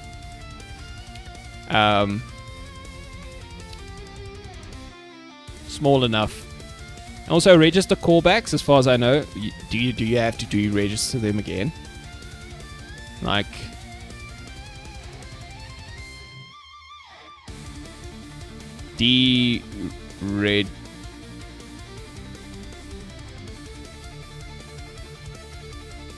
unregister?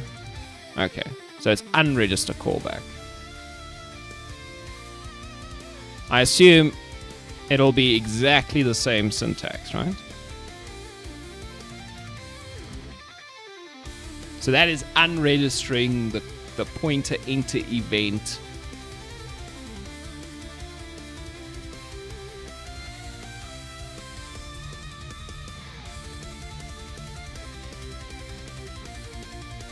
Yeah.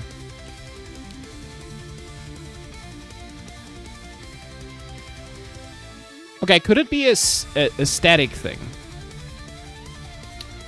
So...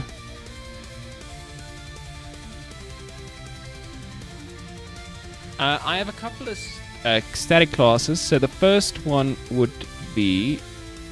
It's not dev mode, because this happened...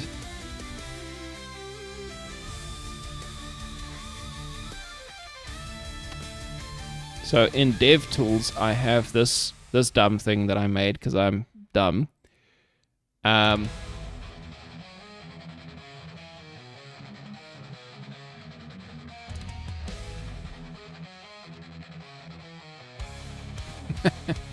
So these static classes, they obviously exist everywhere. Could it be one of those? I mean, this thing doesn't do much, right? It just assigns a Boolean once in a while.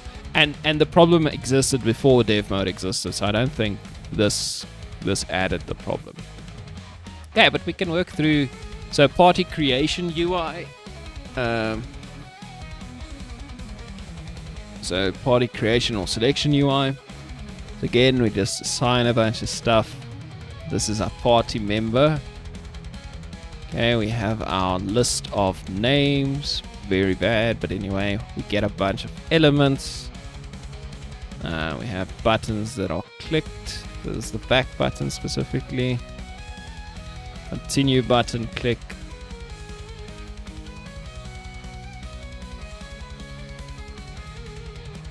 Bunch of callbacks that's being registered.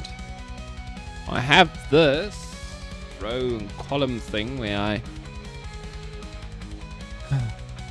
I just place the icons. But this never broke the game before. I've had this in the game for a long time now.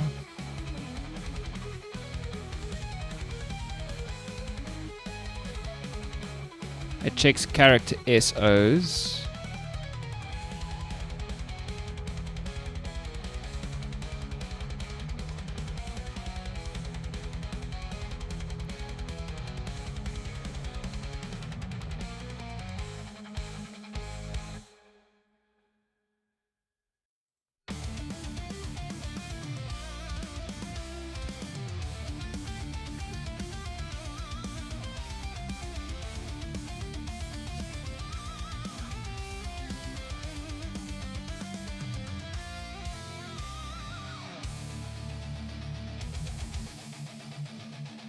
Yeah, I mean, there's 4 things in there. That shouldn't be a problem.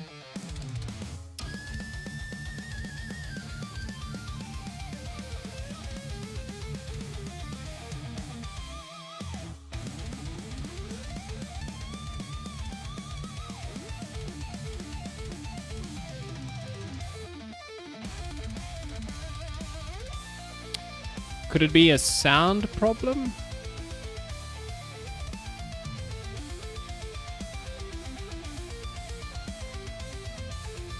Like the music that does something weird? Guess we can switch that off. Let's switch off the sound as well. I mean, we can switch off as many things as we can and see what happens. Right? Yeah. What about, yeah, let's just try and disable as much as we can.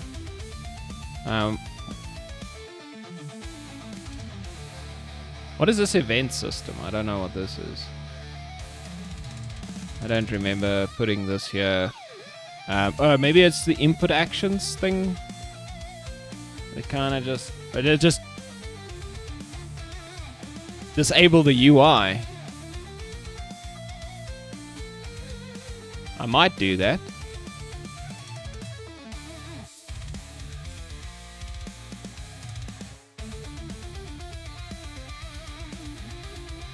I just don't want errors. That's the only problem.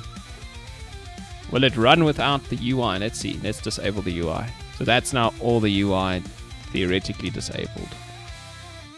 I don't have it. Do I have a canvas? I have a canvas. That's the old UI. Let's play it. Let's see if it errors. If it doesn't error, I'm happy to try this.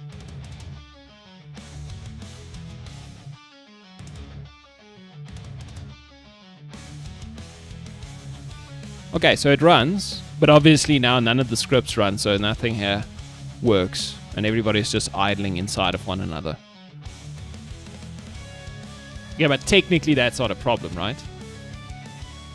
That can happen. If the game runs like this, even though I can't do anything, we've narrowed it down somehow. Let's enable UI again. Let's try it without the sound, because I disabled a bunch of stuff, right? So we'll do a bold like this. We'll do it there again. Select folder. Yeah, save.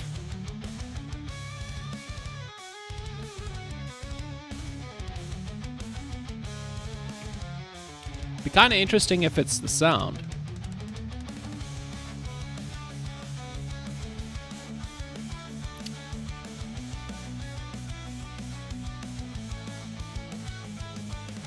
I might have just realized something.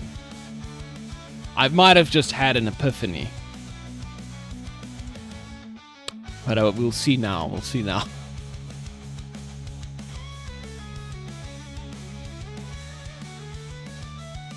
It just...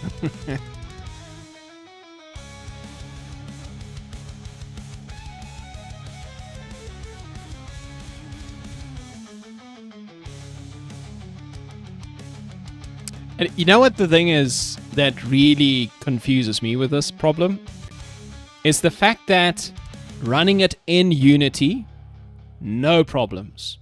Running it with a dev mode enabled, like a build with dev mode, no problems.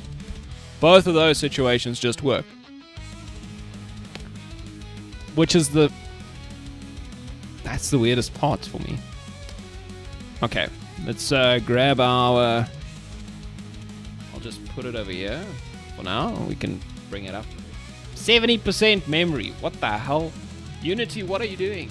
Okay, my Unity editor is now on 9 gigs worth of memory. Why?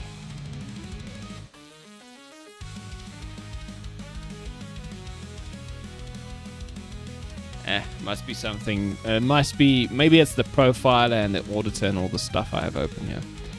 Okay, so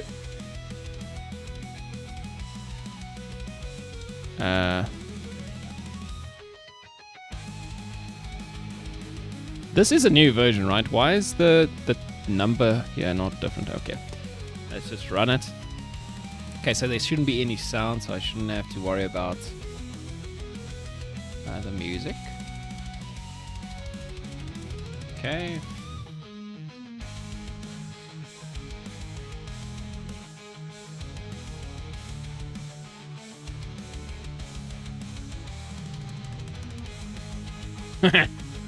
.5 gigs, I caught it. Okay. And there wasn't any sound, right? Yeah, no, there's no sound. Okay, so it's not a sound problem.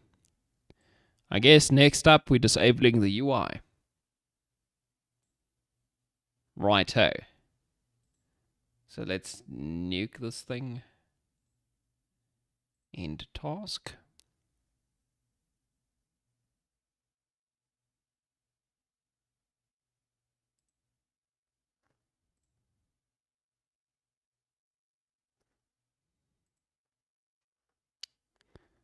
Okay, UI manager, you can go. Save.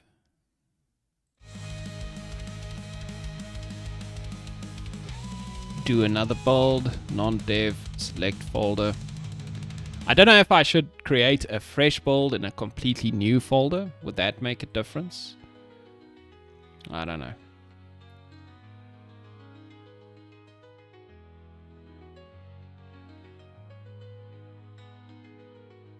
"15-second build." So the builds are fast because I use the same folder, right? It kind of just overrides what it needs to. Okay, let's double click. Okay, so now I won't have any UI either.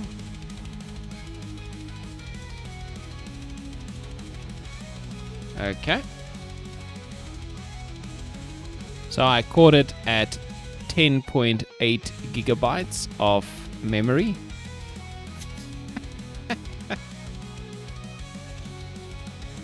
Oh.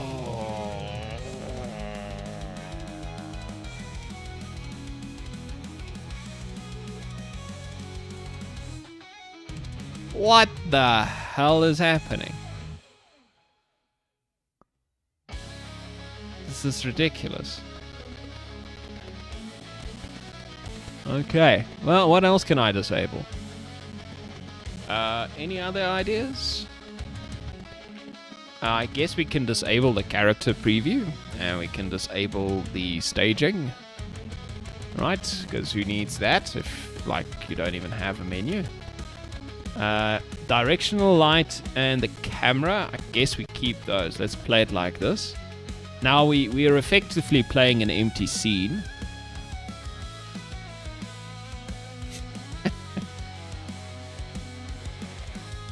And So, and I mean, if this works, it means my problem is deeper or bigger than just simply being a... It's not a scene-specific problem, right? It's something a little bit more insidious than that. Somewhere deeper in the build. Yeah, okay. It just works, obviously, so there's nothing... Nothing triggers anything. We're just watching. We're just looking at the distance, right? There's no errors, no messages. Let's do a fresh build. Let's just see if that does anything. Build and run. No, actually, that's not what I wanted to do. File, build profiles. Cannot build the player while editor is importing assets or compiling scripts. Okay.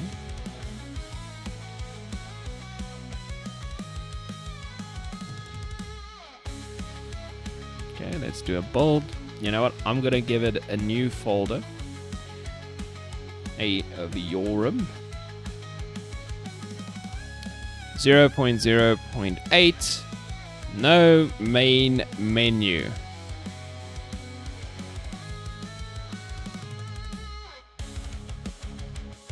Right, nice and fresh. None of the old stuff. Completely new without a main menu.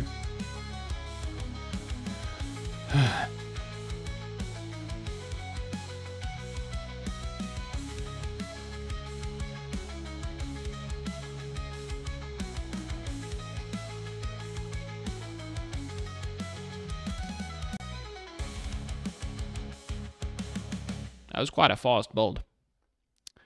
Okay, but now there's nothing, so there's no main menu. This is the known main menu build, 731, so we'll just put that over there quickly. Let's give it a run. So this is the dumbest version of the game yet. See how much memory it takes.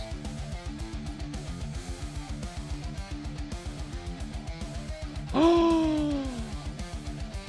Good news, everybody. It's fixed.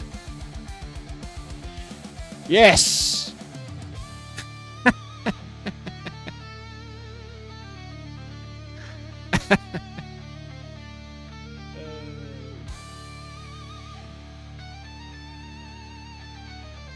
So what the hell does that mean? So if I play the game without anything in the main menu, it's fine. Look at that. Smooth. Look at how smooth my game is running. It's the smoothest game. And if we grab our task manager again, nothing is wrong. 300 megabytes of memory as it should be. I must say it's using, like, if you can't see it, but it's using 77% of my GPU, though. Okay. I guess it's because my frames are not capped and it's on 4K, so it's just throwing out 1 million frames a second, so the GPU is working overtime right now. It's not supposed to do that. Okay. So what is the next step from here? Start switching things back on again. Okay, so I think we've identified the problem, though. I think it's this character preview or the character staging. One of these two cause massive problems for the build. Somehow.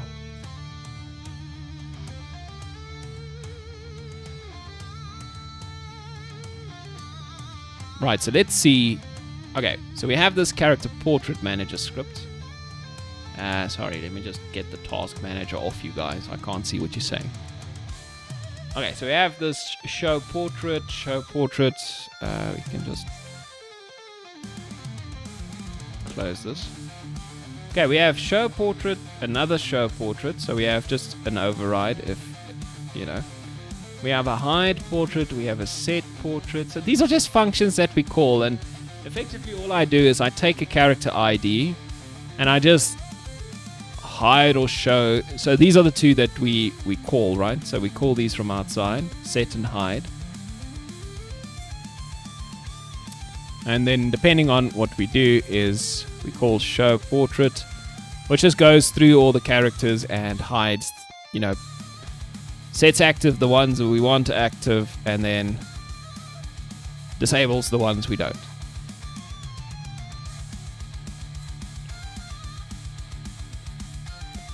Right, and simply what that means, so if we look at any one of these, so I just have all the characters on a pile like this, right?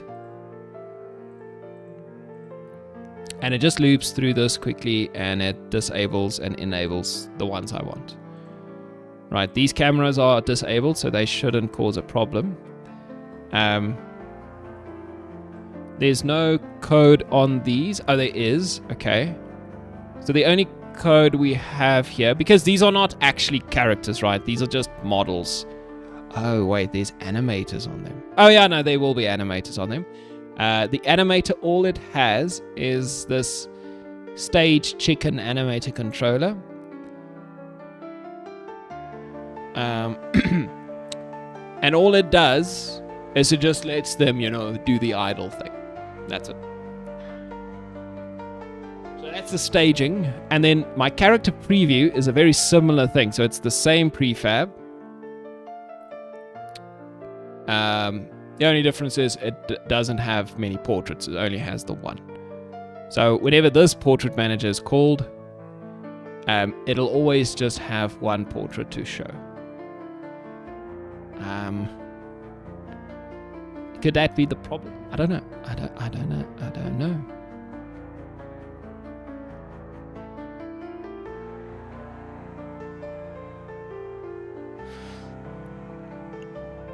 Yeah. This is pretty frustrating. But as soon as I took these guys out, everything was fine. So I guess the music and the sound's not the problem. Taking them out didn't fix anything. But these...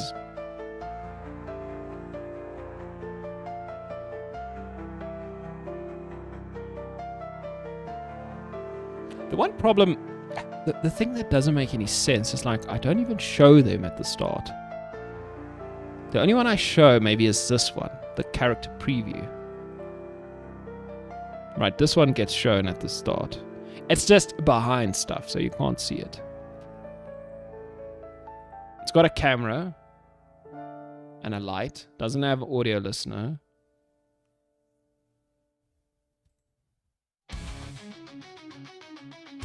The light doesn't even cast shadows.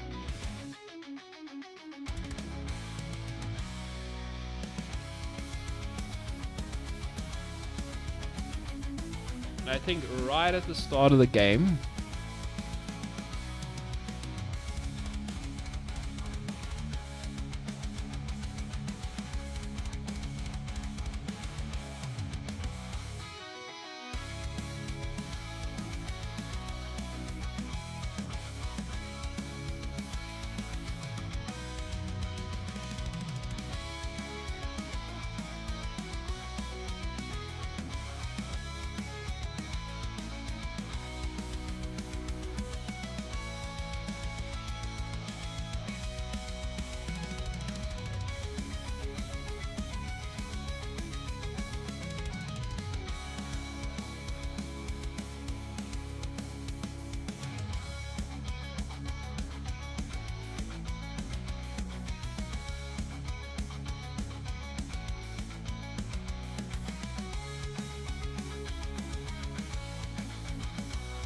this is the preview manager.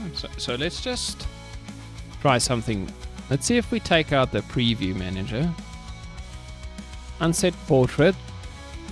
So we only call it with character 1, which means it'll only ever try to use the first one. Oh, wait a minute.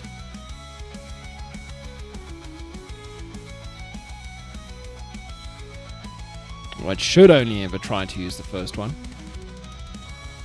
Okay, let's just try this. Let's get rid of these. Ooh. Got the shivers. Okay, now let's just get rid of everything related to this thing. Okay. So now I should be able to safely remove the character preview manager.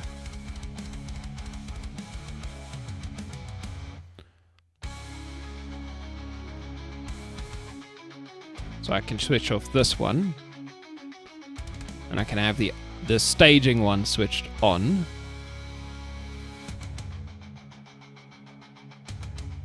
There shouldn't be a problem with meshes clipping through each other like this, hey? Like, it's not like... Yeah, no, this shouldn't be an issue. And one animator animating 5 instances or 4 instances of a thing is also not a problem. It's normally 5, but that shouldn't be an issue at all. Okay, so, but the character preview is switched off. We can check if character staging does the problem. Okay, but we do need to switch on the main menu again. So let's just switch on the menu. Let's save it. And now I'm gonna build this again. And let's build it into no main menu. Why not? We're building it. We are adding things now to the game again till it doesn't break anymore.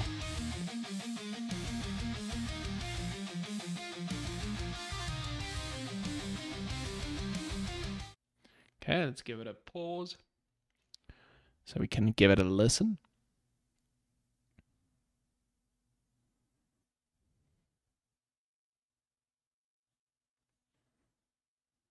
Okay, it said it built. Okay, cool. Task manager, get up here. Okay. So there should be sound at least. And we should be able to do the character staging. Okay, it's okay. It's not exploding yet. Okay, play. Still not exploding. Okay, so now we can't preview the characters here, unfortunately, which is sad. Okay, let's see if I add a character, if it breaks. Okay, it uses a little bit more memory. But it's what I expected, right? Okay, all characters have been added. Still no issue.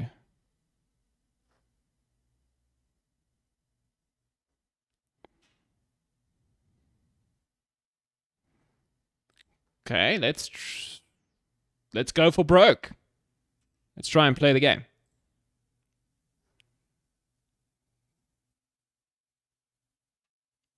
There we go.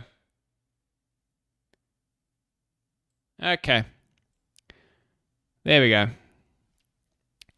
So I'm guessing this is the render textures or something like that. Just look at that. As soon as the game starts. Oh wow, there's a lot of problems in this menu as well. But anyway, I haven't been in this menu for a while, so yeah. But look at this. As soon as we get these previews of the characters again, it just annihilates my RAM. So it's definitely these character previews that I added. Ah, damn, that's kind of sad. I'm not gonna lie. Well, it might not be the character previews themselves. It might be like the camera or something like that, or the render textures or something. Also, interestingly, I don't know why this is broken over here. The character stat stuff over here at the bottom. Like, why does it show me passive strength plus 100? Okay.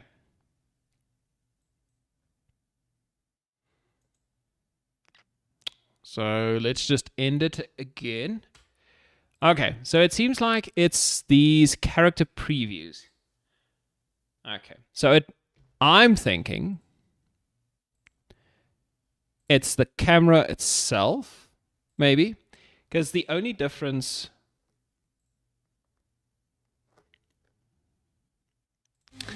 So the only difference between these ones, because it's the same prefab, right? This prefab and that prefab is the same thing. I use the same character portrait prefab.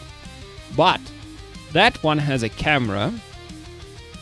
These ones, I've disabled the cameras, right? So you'll see there's no camera. Because they are in view of the camera. That one has a camera, and the camera renders to a texture. It has an output texture.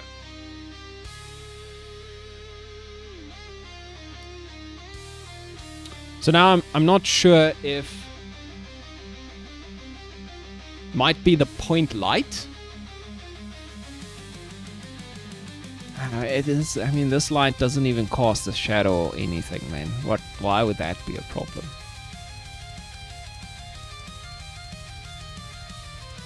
I'm guessing it's this camera.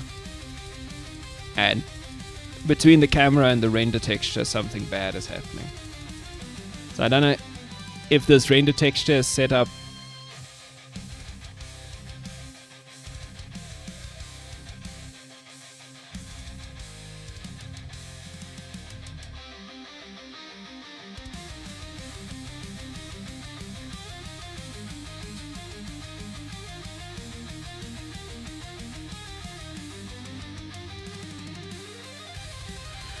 Okay, let's see, Unity render texture,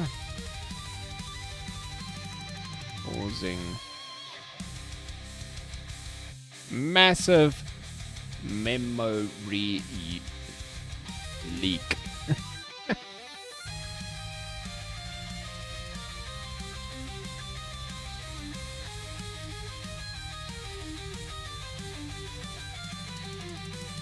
So in these, GPU-backed textures are created but not properly released. Continuous increase in memory usage. So there's a render issue. Release of a rendered texture. Unlike managed C# objects that are garbage collected, render textures are native engine objects that require manual release. If you create a render texture and don't explicitly call release or release temporary on it when it's no longer needed, its memory will not be freed. Any render texture you create is released. For temporary render textures, use render texture get temporary and render texture.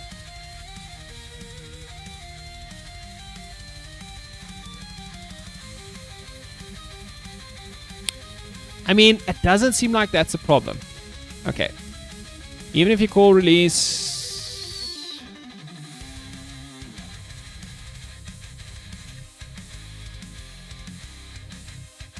yeah, I don't even know.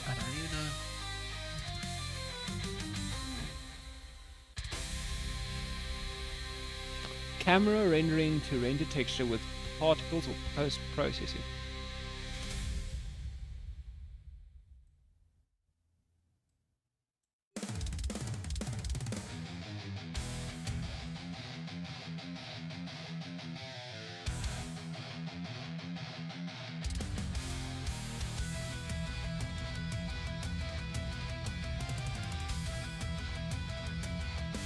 Okay.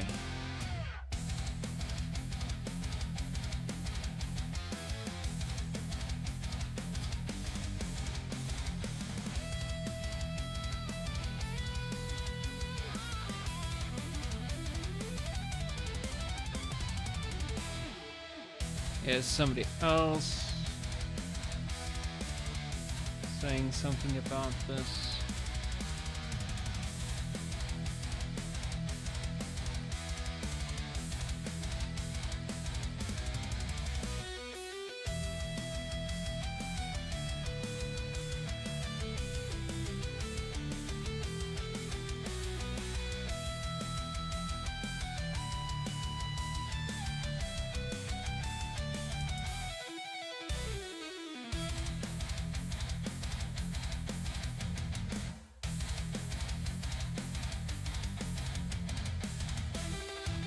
Hey, let's see what this guy does. On destroy.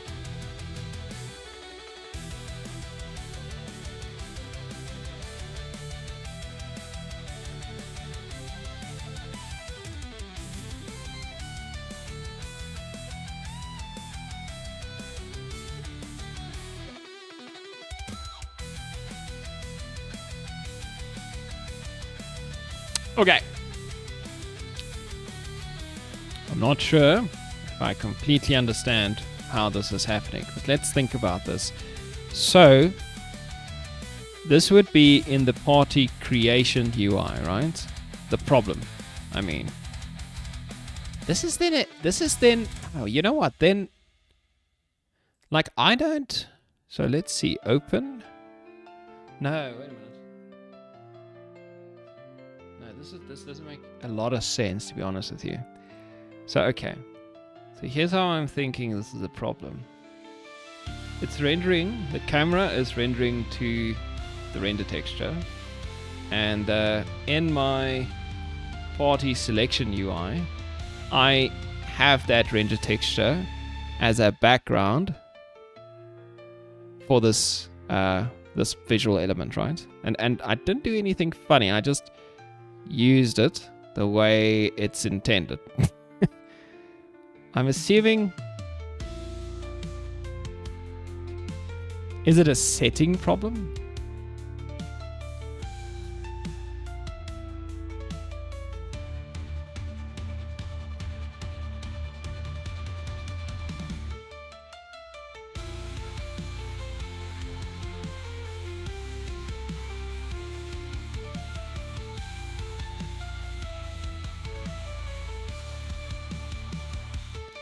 This is very interesting. I don't know if it's a setting problem in the texture or the camera or both.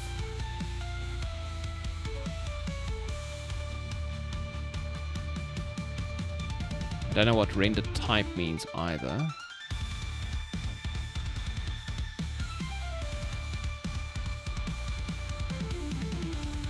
So the output overlay, I don't get an output anymore.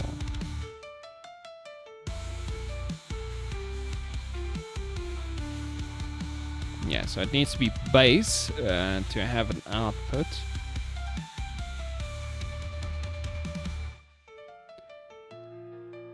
Stack.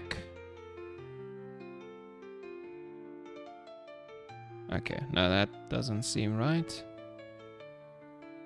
No so rendering, no funny things here. Render shadows, no opaque texture off, depth texture, culling mask. Don't know what any of this means. Default renderer is fine. No anti-analyzing. Yeah, that's...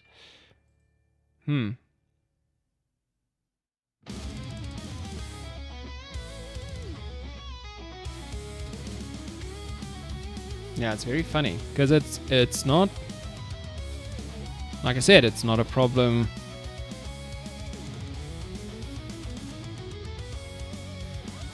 So if I just switch off this camera, right? And I do a bold like that. So now everything is... You know what, let's try... I'm just switching off that camera. I'm switching everything else back on. Full scale scene. So all the leaves and stuff we'll put back... You know, the cloud ring I can keep off. I don't need the cloud ring. So we'll do that. So I have the character preview here now, and we'll even go into our script here again, and you know, remove these comments.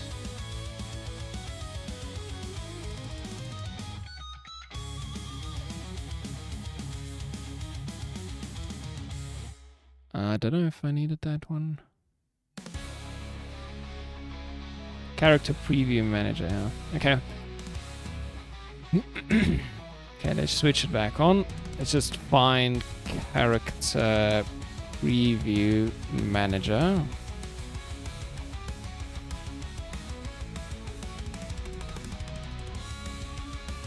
I don't have to replace them. Let's find them all. See if, okay, so that was all of them. Let's save everything and give it a run. No, not give it a... Well, we can give it a run, just make sure everything works again. Okay, so let's stop the music. Let's let it run, and then we'll build again. And then I'm pretty sure I might have found the problem. Hey, Damon. Yeah, no rider. I might not use rider, to be honest with you. I'm a bit broke. And I want to release the game. Okay, so we got a error.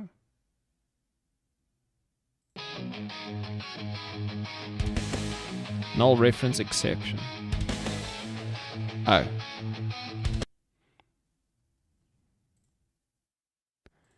Just recompile. Yeah, okay. I forgot I did that. Hey, Brody. Yeah, you can get it free, but you're not allowed to release anything commercially while using it. So as soon as I put the game up on Steam, I'm going to have to either pay for an upgrade. Okay,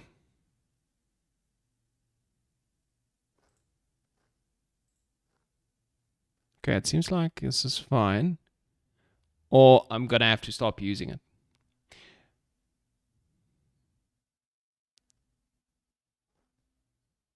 Yeah, because then I did make a commercial release, right? I'm not just doing it as a hobby or for content creation.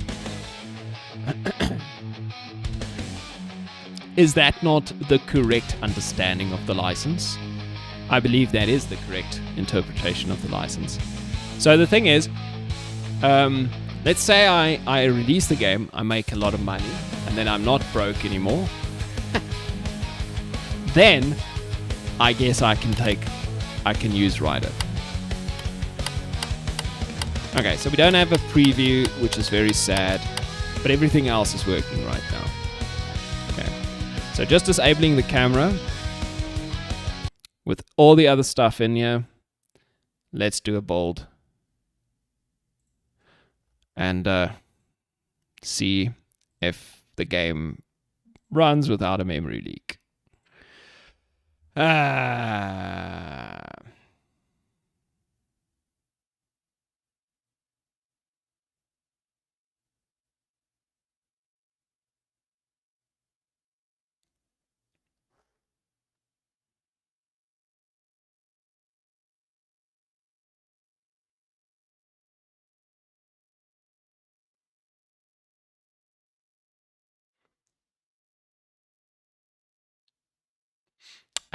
You say it's only if you're a company with employees?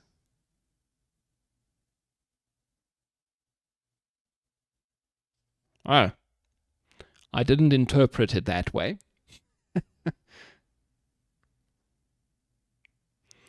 Hey, this guy.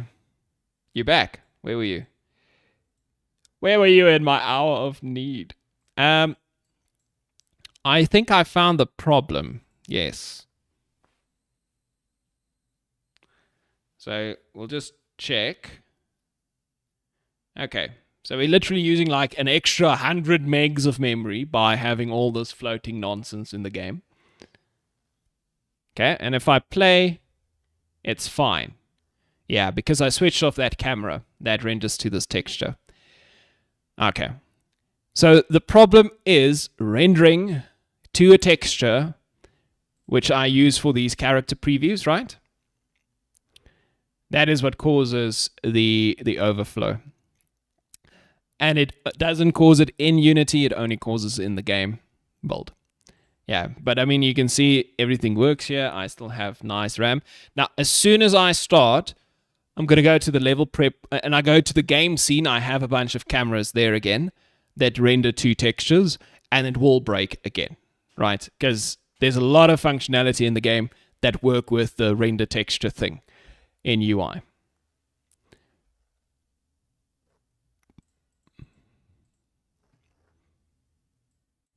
Right, so I need to figure out why this is happening.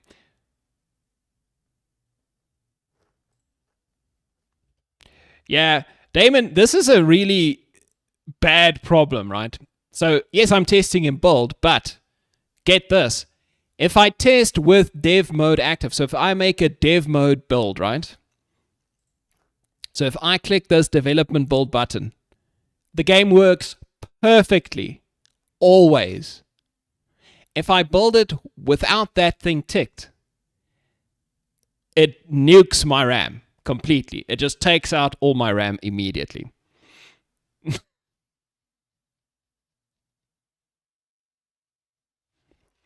You think it's a culling layer problem? Okay, let's see. So it would be this camera here. So I don't know if you might be right. So where do we see the culling mask? Is it that one? Occlusion culling mask default. I don't know if that's correct. Should it be everything? I don't know. I don't know how to set up cameras.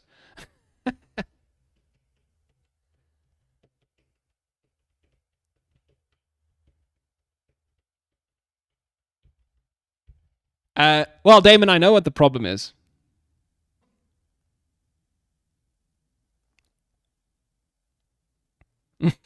Just release it as a dev build, problem solved. I did the project auditor, this one. We got it. We used it. It didn't help at all. Not for this specific problem. There's like a million other problems that I should go and look at. But yeah, we did run it to see if it could find a critical problem in my code. It couldn't. Not one that at least makes a difference. But this camera does cause a critical problem. So you just saw the game running without that camera. Now if I switch it on, and let's be clear, I can switch it on and I can run the game, and it's fine. And I can run it in dev mode, and it's fine. Right? So the game runs, not a problem. We can check. There's our nice preview of the characters. Very cool, right? Super cool. Okay, continue, whatever. Nothing weird happens. My memory usage is pretty normal, right? It's a lot, but it's like the whole Unity editor, obviously, is using memory as well, but it doesn't run away with it, right? Okay, so that's it. Now, watch this. I stop. With that camera enabled. Okay, so first of all, this is still running in the background. I just disabled that camera, right? So you can't see it here.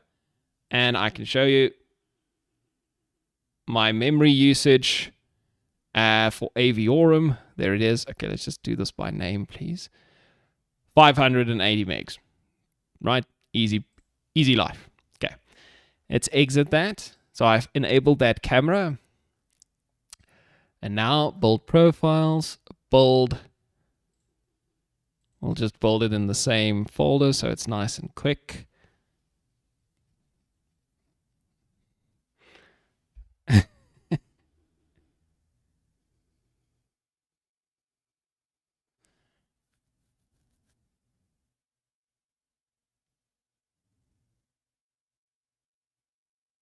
Okay. So you see, all I did, so that's the only change between these two builds, is that camera was activated. Now watch this magic. So I'll just run it. Okay, let's just give it a minute to warm up. Okay, it's warming up. It's hot. So I'm still on this screen, right? I haven't even clicked play or anything yet. That camera is active. And it's rendering to a render texture. I'm already almost at 8 gigs of memory usage just by activating that camera. So the setup there is definitely wrong.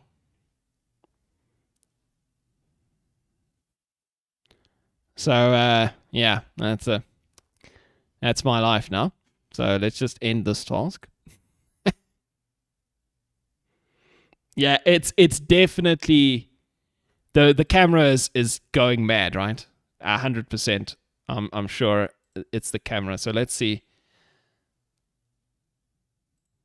So which settings should I change here? Rendering, right? So this one. I don't know.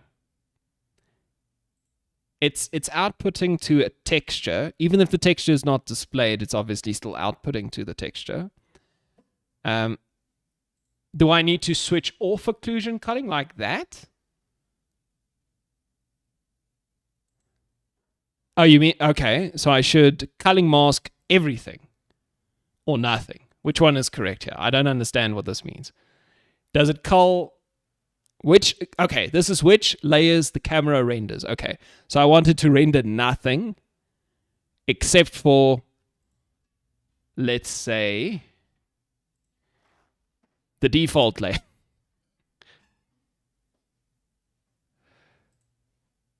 I don't understand why that's a problem.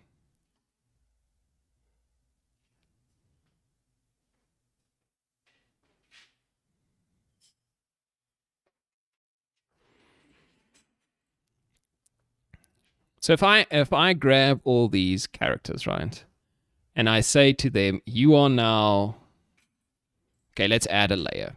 Let's make this the portrait layer. Or is it a rendering layer? I don't think it's a rendering layer, right? It's a normal layer.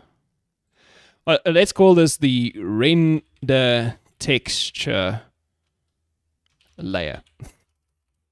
Okay, we'll use that for now. Okay, so let's say everything here is on the render texture layer, and I do yes, you and all your children are now part of the render texture layer. So this camera, I want it to render only to the render texture.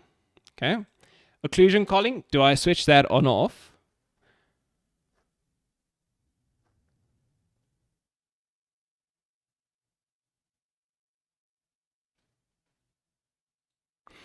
Wait, what are you saying here? You need to put your characters on their own layer, which I did. Right, they are now on the render texture layer. All of these are now on the render texture layer. The camera itself is also on the render texture layer, but I hope that doesn't make a difference. Right, so this whole portrait thing is now on the render texture layer, and this camera cull is set to do render texture culling mask, right?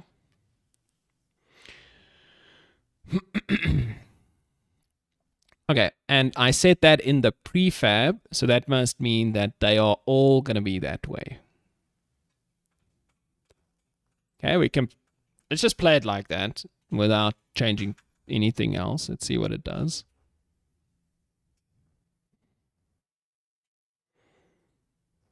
So I did read up on this. So there is a memory leak issue with render textures. And they say something here about you need to destroy them or something like that. But the problem I have is I don't reference or use the render texture in code anywhere. I just use it in UI Toolkit, right? So maybe UI Toolkit is the problem. Yeah, here's another guy. Camera.render to render texture, massive memory leak, reaches 30 gigs and then just explodes. See if anybody gave it.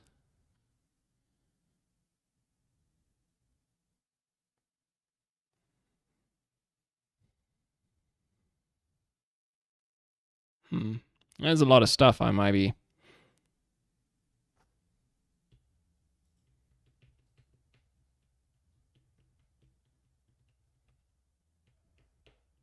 Yeah, no, I can see this is an old one. That's an old one. There's also one from 2023 here somewhere. Yeah, which is not that long ago.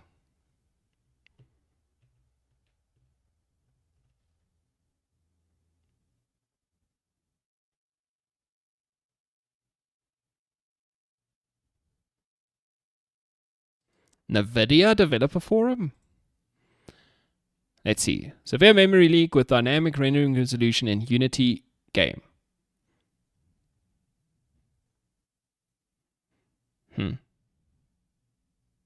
This is from 5 months ago.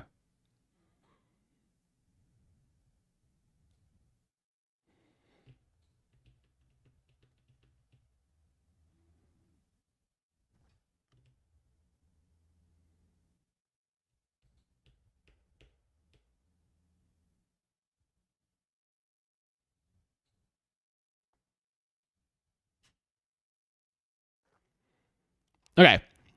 No, I can't find it through the profiler. So the problem is I can't attach. So like I said, it doesn't happen here. It doesn't happen in dev mode. And I cannot attach the profiler to the build of the game that's not in dev mode. Right?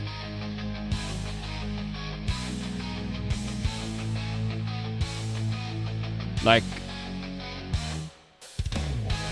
I can't attach the profiler. So I can't profile the version of the game that actually causes the problem. So we've gone through and manually figured out that it's the render texture with the cameras. What are you saying about a stack? Add a stack to the main camera. I saw that, but I didn't understand what that meant. What is a stack on a main camera? So on the main camera, there's the stack here, right? What does this do? What is the stack?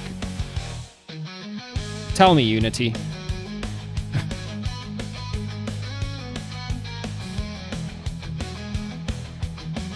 No overlay cameras exist. Alright, I'll be right back. I need to go use the restroom real quick. I can't think. I need to pee. I'll be right back.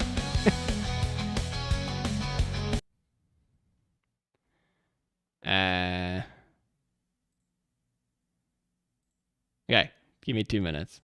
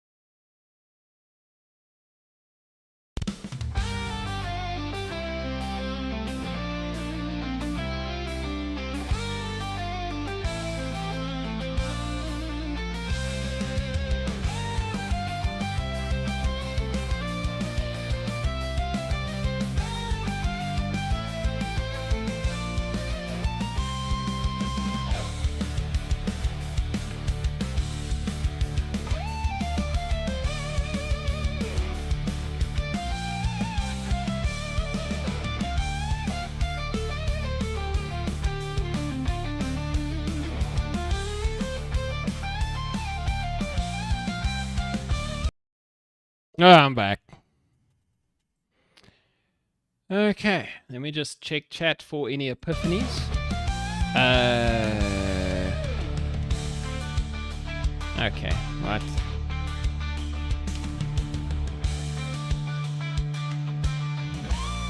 Okay, no epiphanies in chat. Okay, let's see. So, what are you saying here? Must I do? So I must add on the main camera. We go to stack.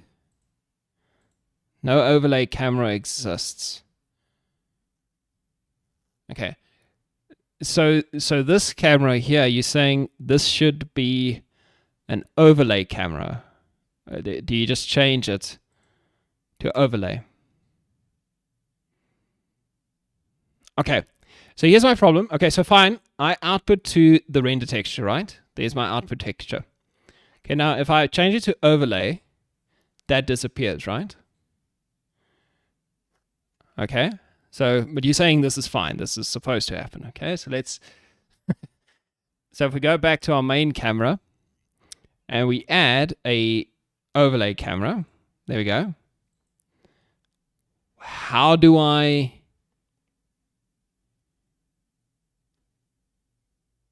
How does it output to a render texture now? How do I get it to output to a render texture?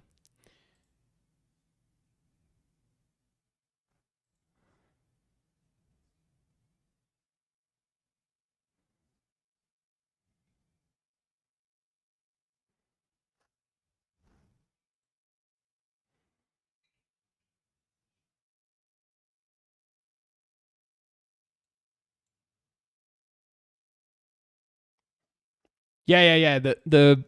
The whole output section on this camera goes away, right?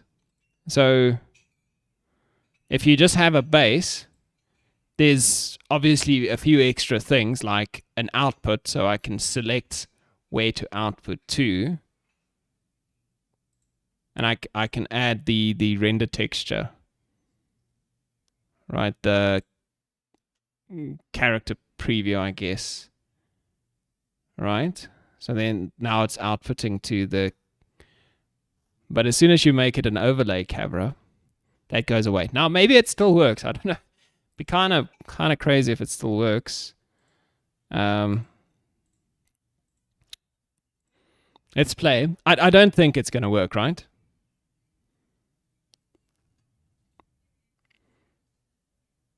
Okay, we'll try it like this, and then we'll see what happens. Oh, interesting. Wow. Okay, so he just straight up gets onto the screen now. Okay.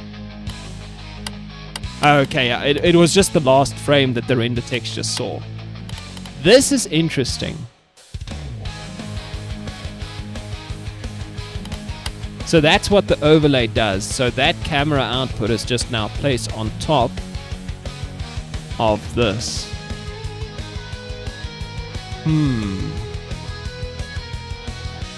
Could I use this instead of render textures then?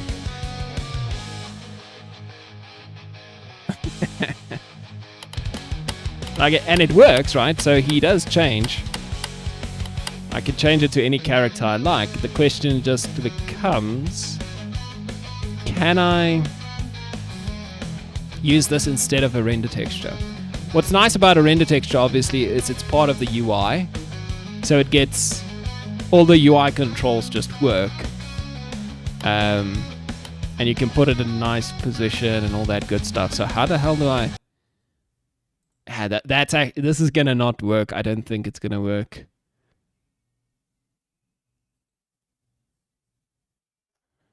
Yeah, I have a feeling this might not be it.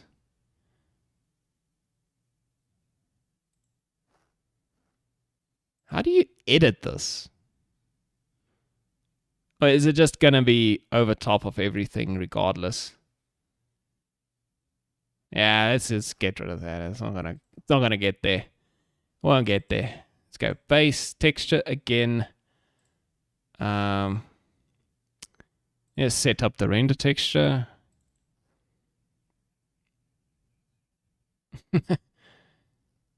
Yeah, Brody. The render texture, I think the render texture is the way to go. But yeah, the memory leak is obviously not good.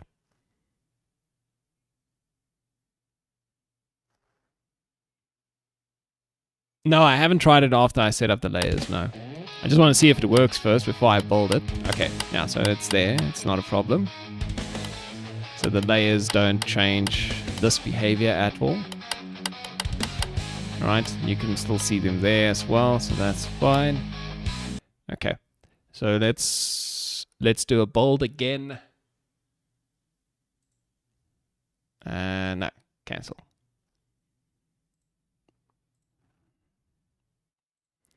Let's build. Yeah, save. One thing what? This guy?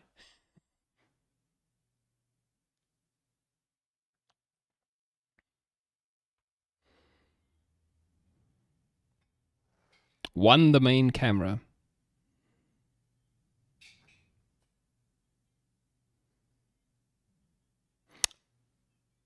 You think the main camera would do that?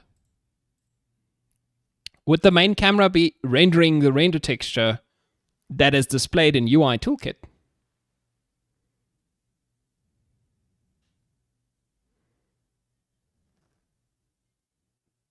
Or you just mean, okay, you might just mean I should, culling mask, I should just do that. So it doesn't render these guys more than once. But that's not a problem. Like it was rendering them more than once anyway.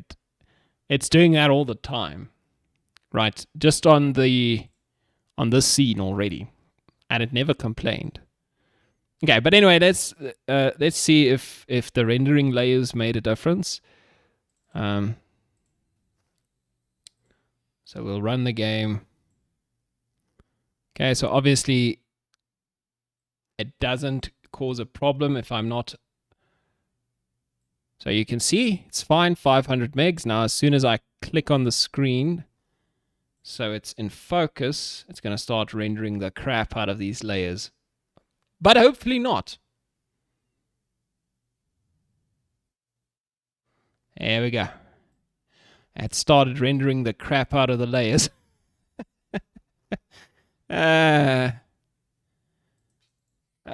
Yes, this is pretty painful.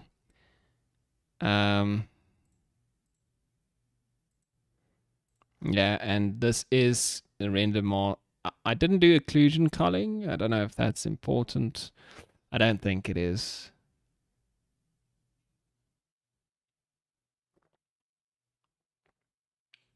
Okay, you know what else we could try? Let's try this. What if it's actually... No, it's not a UI thing.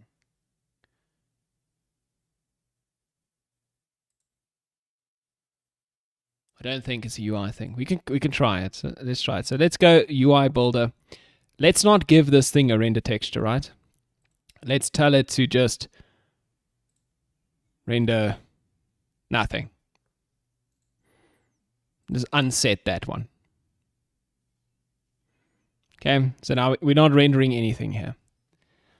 Okay, so if we play the game, it'll mean the camera, all the camera stuff in the background still works. So the render texture exists, and we're rendering to it, and the camera is there, everything else. It's just not set up with the UI toolkit. So UI toolkit doesn't actually put it in here. Okay. But the camera is still active. It's still outputting to the character preview. Right? Character preview is still here. Getting rendered to. You can see the preview there. Okay.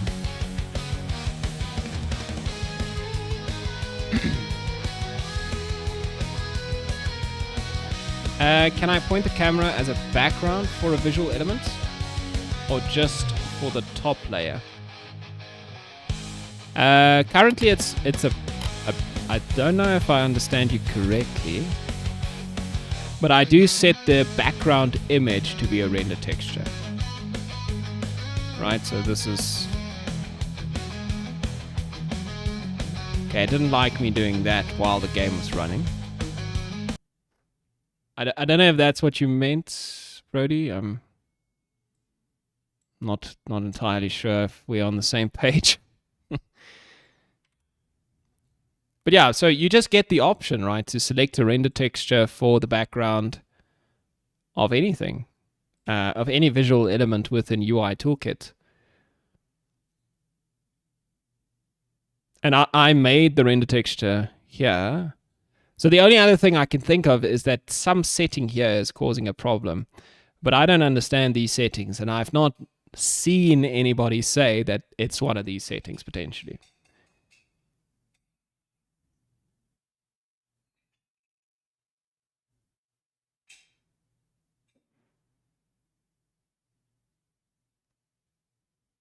Oh. You mean camera? This background type.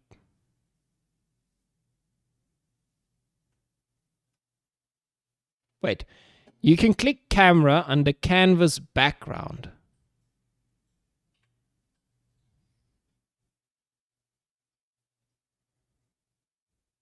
Background, texture.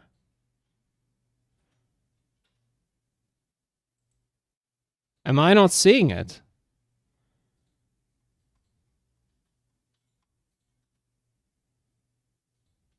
Where do you click camera? Sorry. In UI Toolkit Builder, click the top level of the hierarchy.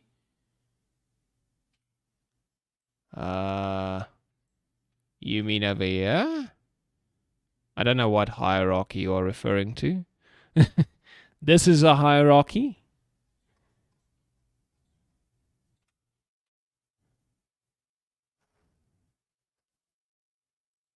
There. Oh, you mean this canvas background? Yeah. Okay, yeah. Yeah, I got that here. That's how I show the game currently. Okay, now I'm with you. Yeah, you can do an image or the camera. I guess I could select one of the portrait cameras as well. Or in this case, the preview camera. Boom.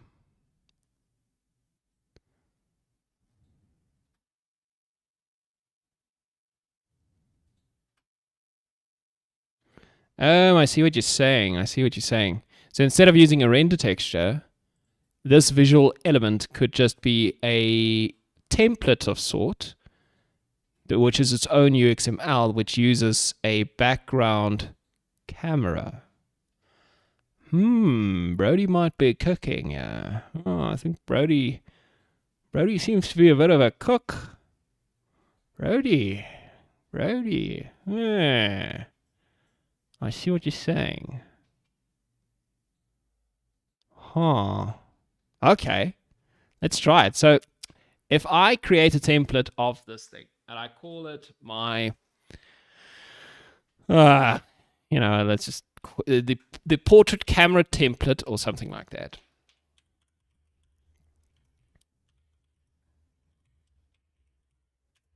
Right. Okay, now it's its own UI, UXML. Wait, what just happened?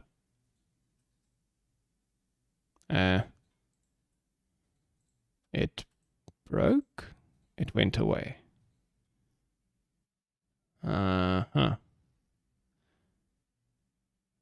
Okay, well, we can open it again. Portrait camera template, so we can do this. Okay, and the UXML, we can select a canvas background with a camera. Now, I'm not sure if this is going to work. Currently, you need to assign the camera. Can I assign this in code? Can I set the canvas background in code? That's a good question. Hey, okay, but let's save it. So it's a camera. Now, if we open up our other UI, so our party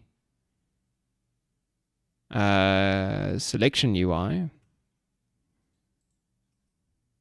right? I think it should now be in here.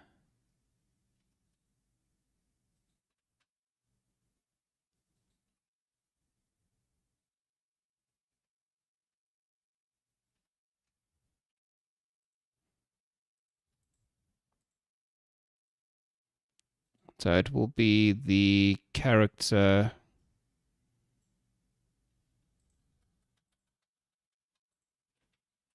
portrait camera template, right?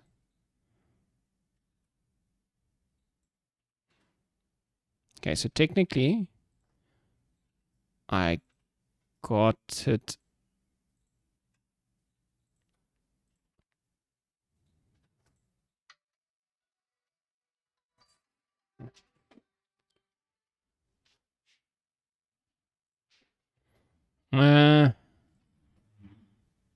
So how do I? Yeah. So this is. So I can't change the UXML. So I can obviously open instance in context, maybe. And let's see if I then click here and I select the preview camera, right? So there we go. And then I go back. Yeah, it doesn't work. It doesn't keep the thing. Now it's just gone.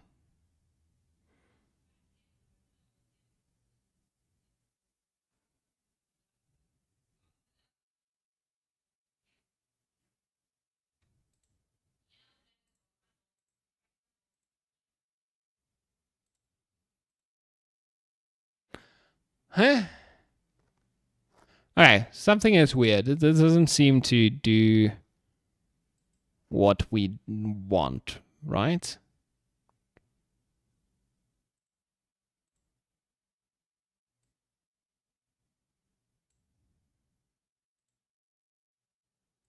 It seems like it doesn't keep the UXML preview setting, or maybe it's because this one is here.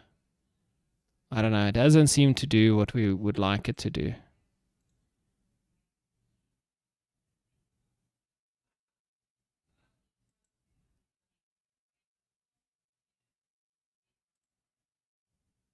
Yeah, so it's still set here, right? But it doesn't seem like you can work with the canvas like that. It's weird.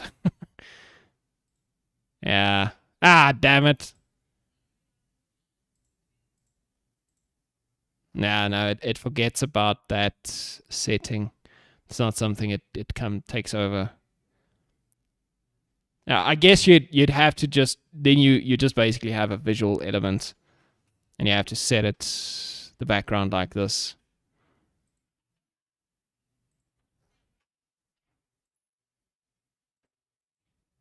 It's what it seems like. Okay.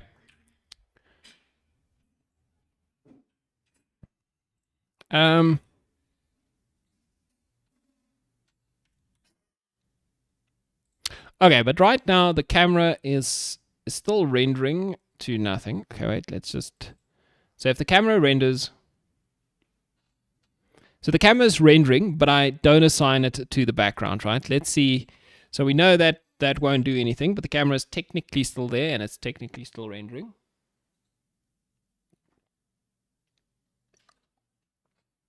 So let's just have a look.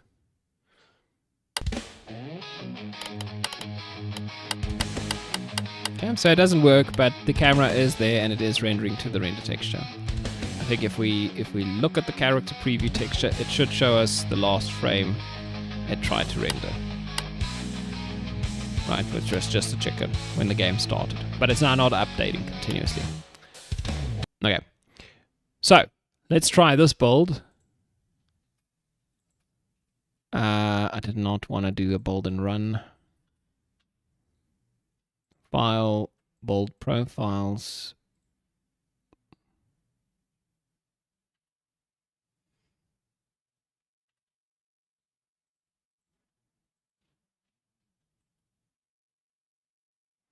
Edit is building assets or compiling scripts. Is that a fact? Is that a fact, editor?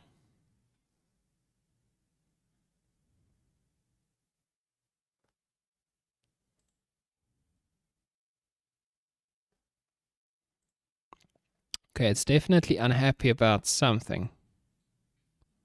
I don't see a loading menu. For crying out loud. Gonna run away.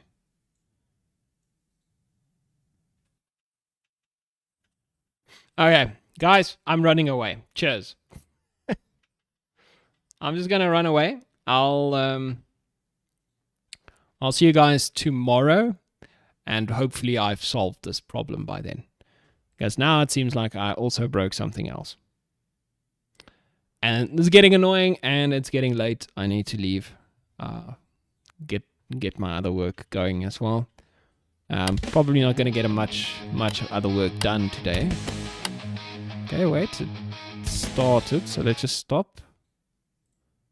I do want to do one more build before I go, so let's just do one more build. Okay, so the only thing I did is I disabled the render texture background in UI Toolkit. Right.